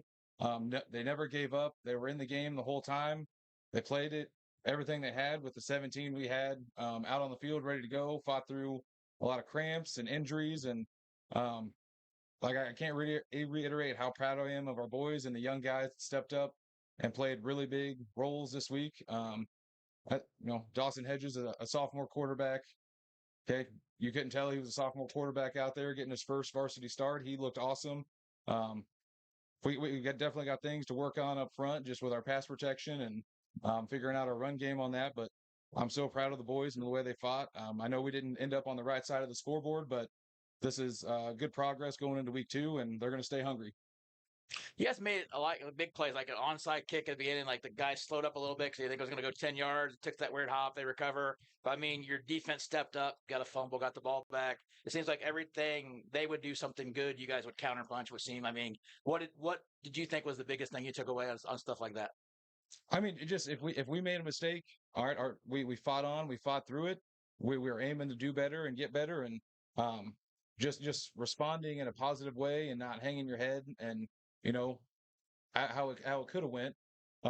We fought through it all, and we made plays to get the ball back and put us in a better position and give us a chance to score. And I'm proud of that, of never giving up and fighting through everything and not hanging our heads and but being a good team and sticking together through it all. It was it was a great sight to see. And like I said, I know we didn't end up on the right side, but a lot of strong progress in our guys that we have out there. Player of the game tonight, we gave it to Christopher Gauss for Highland. What can you say about him just as a leader, as a player, just everything about him on this field? I mean, he's a dynamic athlete. Teams have to prepare for him. He's a great leader for us. He's a vocal leader. He leads by his actions as well, and he's done a lot of good stuff to get a lot of the younger guys ready for the next man up kind of mentality, and just being able to rely on him to in those important situations make some big catches, big runs. His blocking too on the outside. He's just an all around dynamic athlete that I'm glad he's on our team and not anybody else's. So and on the defensive side, he flies around, he makes plays, and he battled through a lot of cramping tonight and injuries, and I'm proud of the way he finished. Is there anybody that you weren't expecting a lot of it surprised you tonight? I know like Porter Peters had a lot of catches. Xavier Santiago had some big plays. Anybody on the line of that surprised you really, or is that what you expect out of them? I expect Porter's an athlete too. He's making plays. We went to him a lot with the wide receiver screens, and he produced a lot out of there. We knew Xavier could win his one-on-one battles, and we tried to go to that a couple times, more than just once, and he won it. And another one is Caden Walton came in, played a little corner for us, played a little outside backer, inside backer, running back, wide receiver. He was kind of all over the place, and definitely another one is Cooper Hinton playing on the defensive line. I know he's a freshman, but he played like he had been ready for varsity ball since he was in junior high, and he made a lot of great plays for us and got a lot of pressure on the quarterback. And I'm really proud of the way he played on the defense side of the ball. And he came in on offense and played a little offensive line at the end, and he did a really good job on that. So definitely very proud of him and the way he fought and ready for that varsity caliber football. Last question. What makes you most excited for next Friday, home opener against Scotland County?